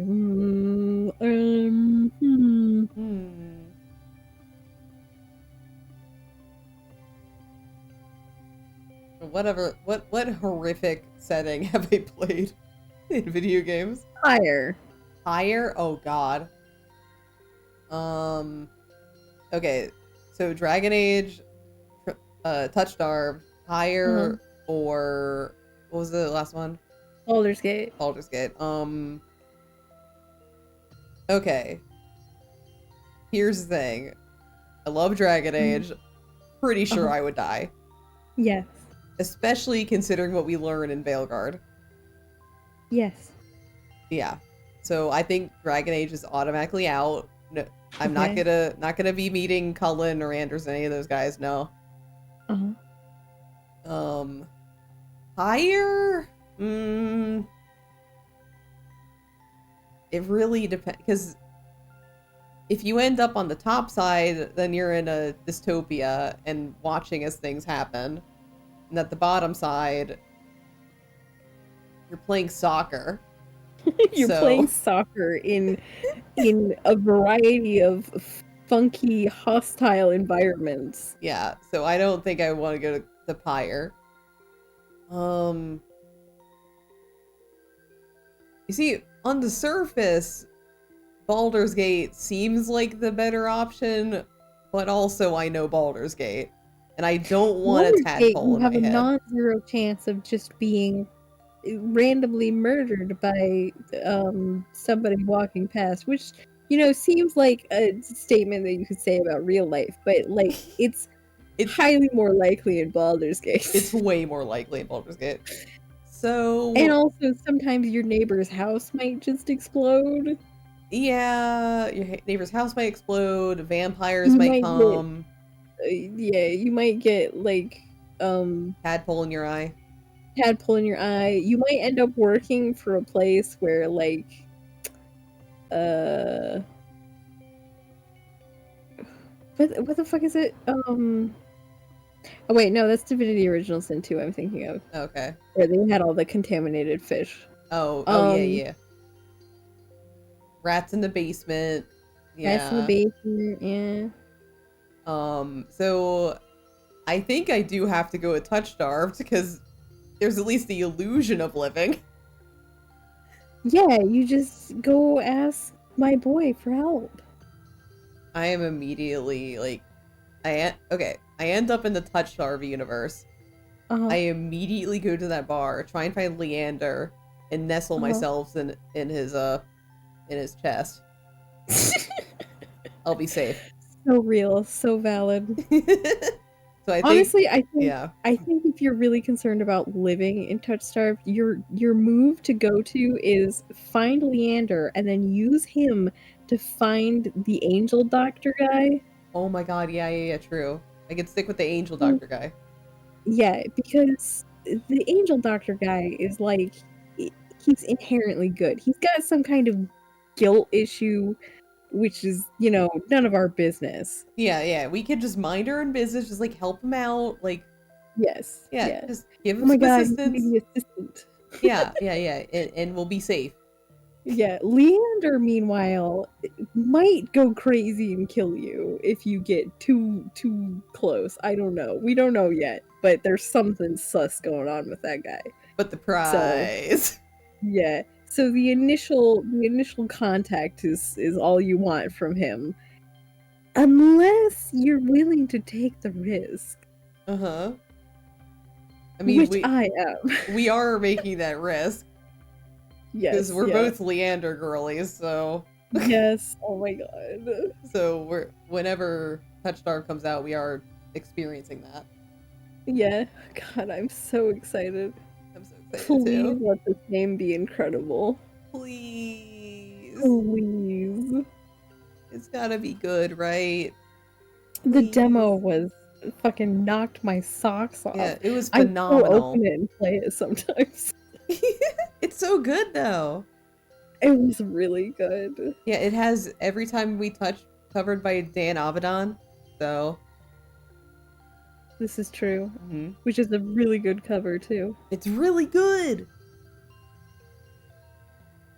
Man. Alright guys, we're all gonna meet in Touch Starved, right? When we're all isekai'd. We're all gonna, yeah, we all get isekai'd, but to like different parts of the city, and then we all somehow arrive at the tavern at the same time, and it's like Spider-Man point meme. Like, you're here too? Oh my god, you got here. They brought you too? Then we point at Leander. Yo. Yes. It's... And then we're like, yeah, he can handle 3 of us. Yeah. Yeah, come on. Yeah. He has, like, he has 2 hands, and we could share. Alright, who's getting the feet? I don't. I want one of the hands, No, please. I'm not. I'm taking a hand. Actually, you guys can have the hands.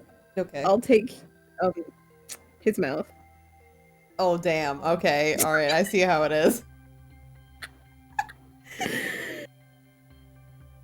All right. Damn.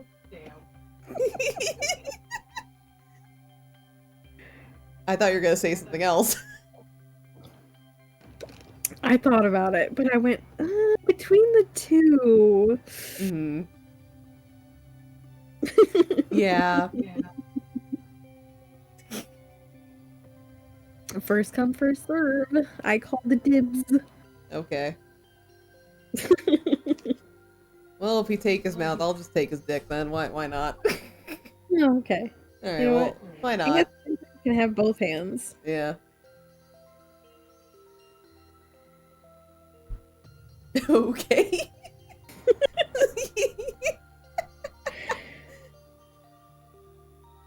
And Touch Starved. Oh man, touch starved.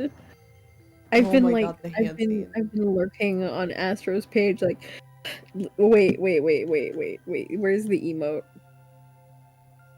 Where's what emote? This is me as I'm lurking on Astro's page, like, what qualifies as late March? Yeah. When comms open. Yeah, you gotta get on it. As long as you just stay on her page, then eventually late March will come.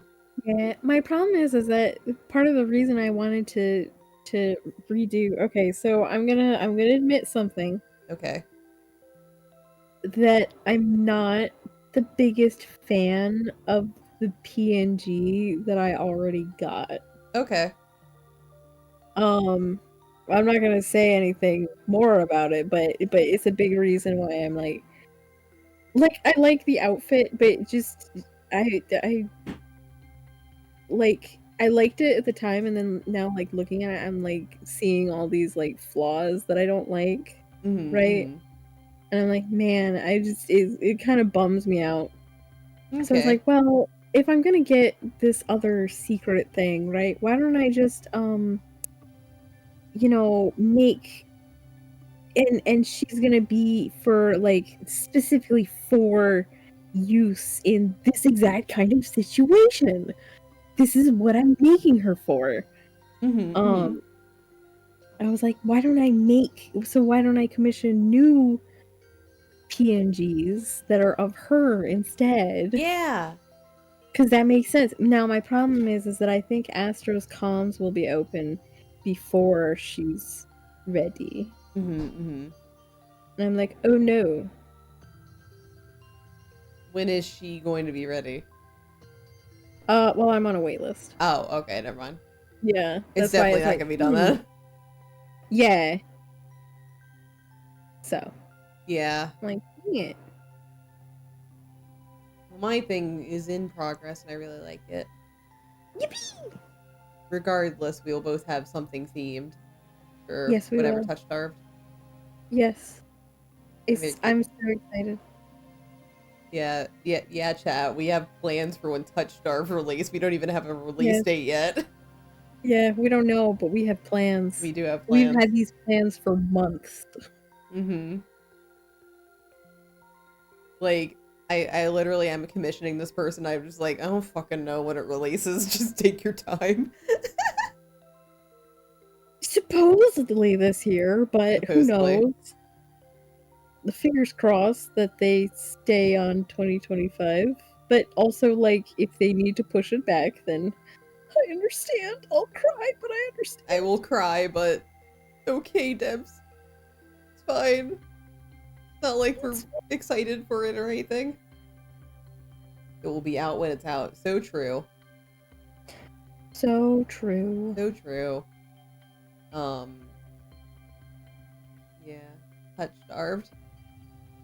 Oh, Touch Starved. Oh. Yeah, I'll cry like that. Myra emote too. Like, yeah, it's fine. You can delay it. I guess. But I'm hoping Halloween. That'd be a good release. It would be a good time. Yeah, because it's very spooky. Yeah. We are so touch starved. So true. Tell me so perfect. It would be. They should, if it's ready, they should aim for that date. Mm-hmm. I'm just excited for when, like, because when Touch Starved releases, like, our collabs will immediately pivot to Touch Starved, and Tuesday will be immediately pivoted to Touch Starved too. Well, are we doing it? Because we didn't make any like concrete plans on like who's doing what where. I have no idea. No idea, because I was planning to leave Mondays alone. Oh, okay. And just keep them as they are. And try to find a time. Because, like, you're already doing Touch Starved streams. So it was like, I was going to do Touch Starved on my stream. That was you and me. Yeah. And then you would have yours and I would have mine. And that way you wouldn't have 2 days Touch Starved every week. I mean, I wasn't sure whether it would be a different day or if we'd, like, make Monday be a U stream until we were done with Touch Starved. True. That is true. We could do it that way. Yeah, where it could stream at your channel. So it could be you doing Touch Starved. And then me doing Touch Starved the next day. That's true. It would probably be the most economical. Yeah. Rather than trying to find a whole nother day. Yeah. That's how my Tuesday crew is like, hell yeah, kick everything. Yeah, literally, because I have basically like a schedule for Otome Tuesday that I share with everybody. And it's basically made under the assumption that whenever Touch Starved comes out, it's steamrolling everything. Everything else gets knocked back for it. Even if we're in the middle of something, really. Doesn't matter. Doesn't matter. It's Touch Starved. Because everybody in the crew really likes it too. Like, Moji and Brevi fell in love with it. And Matcha. I think after we're done here, I think I'm gonna go boot up the Touch Starved demo. To play more. Yeah. Yeah, those streams, yeah. There's gonna be a lot of Touch Starved in the future whenever it comes out. Whenever it comes out, yeah. Yeah. It's gonna be really difficult for me not to continue playing. Oh, yeah. Off screen. because it's gonna be. We're hoping it'll be good. So. Yes, yeah. This is under the assumption that it's phenomenal. What if we just did, like casual 6 hours Monday streams? Oh my god. Just a regular old 6 hours. Yeah, just, very normal. A normal thing to do. Normal thing, yeah. He'd immediately like steamroll way past what Atome Tuesdays would be at, because the Atome Tuesdays are the strict like 2.5 hour schedule. True. So and immediately you guys get caught up in your little hee-hees and ha-has. Yeah, we go pretty slow. Like Seven Scarlet has taken a snail's pace. Because we keep on hee-heeing. You're almost there. Almost there. We're almost there. Almost there. Chuck is right. 6 hours is normally almost like a short stream for me, but the thing is that because it's at night when we do Mondays, and I have very bad habit of staying up way too late on Sunday night because Sunday's my day off. Yeah. And so it's like it's the perfect storm of like Sunday I sleep in and then I stay up way too late because I slept in, and also I have the Sunday dread that means that if I go to sleep I have to get up for work. So I stay up way too late because I don't want to do that. And then I get up and I go to work, and it's Monday, and Monday is the hardest day of the week at work. So then I'm working hard and tired, and then I come here and I'm hee-heeing, ha-haing at a time which is normally my quiet time. Yeah. So it does tend to kick the shit out of me more than a regular stream does. But it's okay because I'm here with Ner and we're having fun. Yep. I love doing these streams. But that's the only reason that I wouldn't do a 6-hour stream on a Monday night. Yeah. Even if I really wanted to, and even though I gotta get up in the morning. Yeah, having so much fun. Yeah.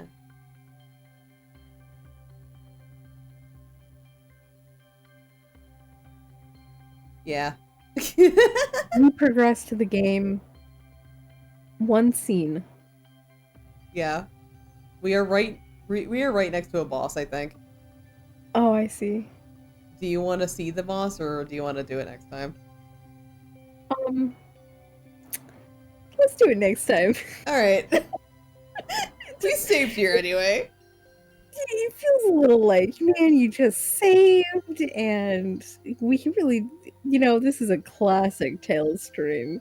What happened to, I love this game so much, and I keep playing it after we stop streaming, and then this stream is like 0 playtime. It's because we have really our conversations have really spiraled into the deep lore and stuff, so you can't just interrupt that with game. I am sad though, but because we are in this kind of spot, I can't grind off stream between. Oh, you poor thing. I know. Oh, we still have enough money to make it to the next mile point anyway. We do. 3-year anniversary of Rune Factory 5. Wait, what? I get notifications when Rune Factory posts something. Yeah. And 3-year anniversary of Rune Factory 5. Rune Factory 5 came out 3 years ago. It came out 3 years ago? It came out 3 years ago? I've had Lucas in my life for only 3 years. It's been 3 years. It's been 3 years? Yeah, the 24-hour stream was 3 years ago. 3 years ago? 3 years ago when I was 28. Yeah, you're 28 and streaming for 24 hours, and you slowly went insane. And it was very funny. It was very funny. So when's your next 24 hour? Man, if I thought I could do it, I would do it for Rune Factory again. but there's no. I think I might die. Oh. Yeah. But I mean, hey, if I wake up on May 30th and I start streaming and I just keep going until I drop, who knows? Maybe it could get, I don't know, like 18 hours? Yeah. Is that good enough for you guys? I mean, I can't watch it anyways, but Yeah, that's so sad. yeah. You'll be busy playing. It's okay. Yeah, I'll be playing it, so clearing my schedule. I don't know. It depends. It depends on my progress. Like, maybe I'll get it, like, maybe they can mail me my copy early. That'd be nice. I'd love that. You'd love what? I'd love it if they could just, like, mail the copy early so I could, like, catch the stream.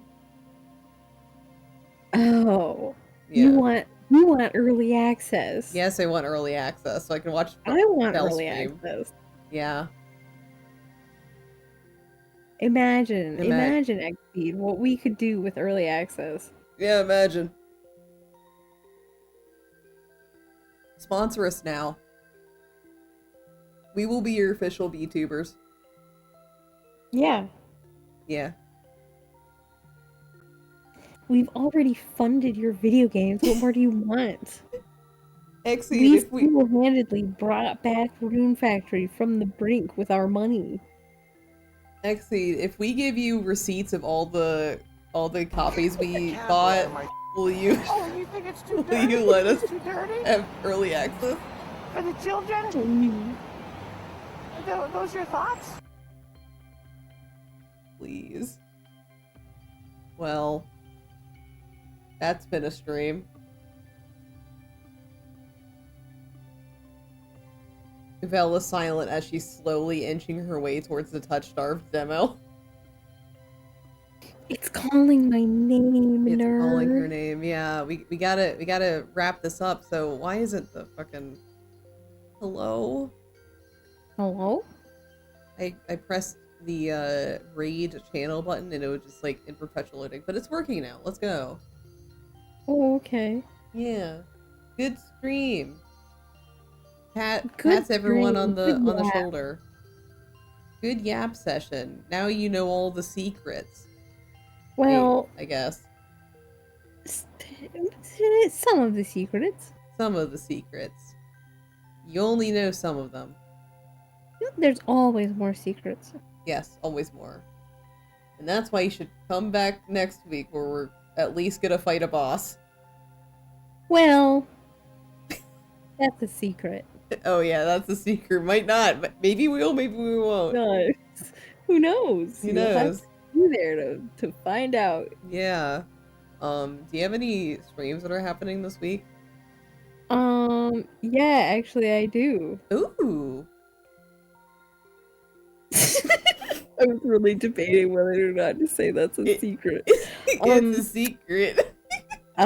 So, since I already did the thing for Ner with Avalon Code, Wednesday has suddenly cleared up. Suddenly she so- can play something else. Yeah, I might stream something Wednesday afternoon. I don't know. I probably won't stream Thursday because I have to take my car in again. Ew. Are you streaming? Yes. Next question. The other thing is, I believe Friday's the 21st, right? Yeah. So it's looking a tiny bit grim considering that my copy hasn't shipped yet. However, the 21st is the day that Atelier Yumiya comes out. Ooh. If yeah. my copy is in my hand, well, actually no, the demo is already out, and the save data from the demo does carry over. So Friday will be Atelier Yumiya regardless, but worst case scenario, it's the demo version, and then when the full game comes out, I'll just have to transfer my save data. best case scenario, I have my copy in my hands and we get to just play it. Yay! We're Atelier. Yippee! Yippee! I am very excited. I hope the game's good because I miss Atelier being good. I hope it's good for your sake. Thank you. As for me, 7 Scarlet tomorrow. We're almost done. I'm not joking this time. We could potentially finish the game tomorrow or next week. I don't know.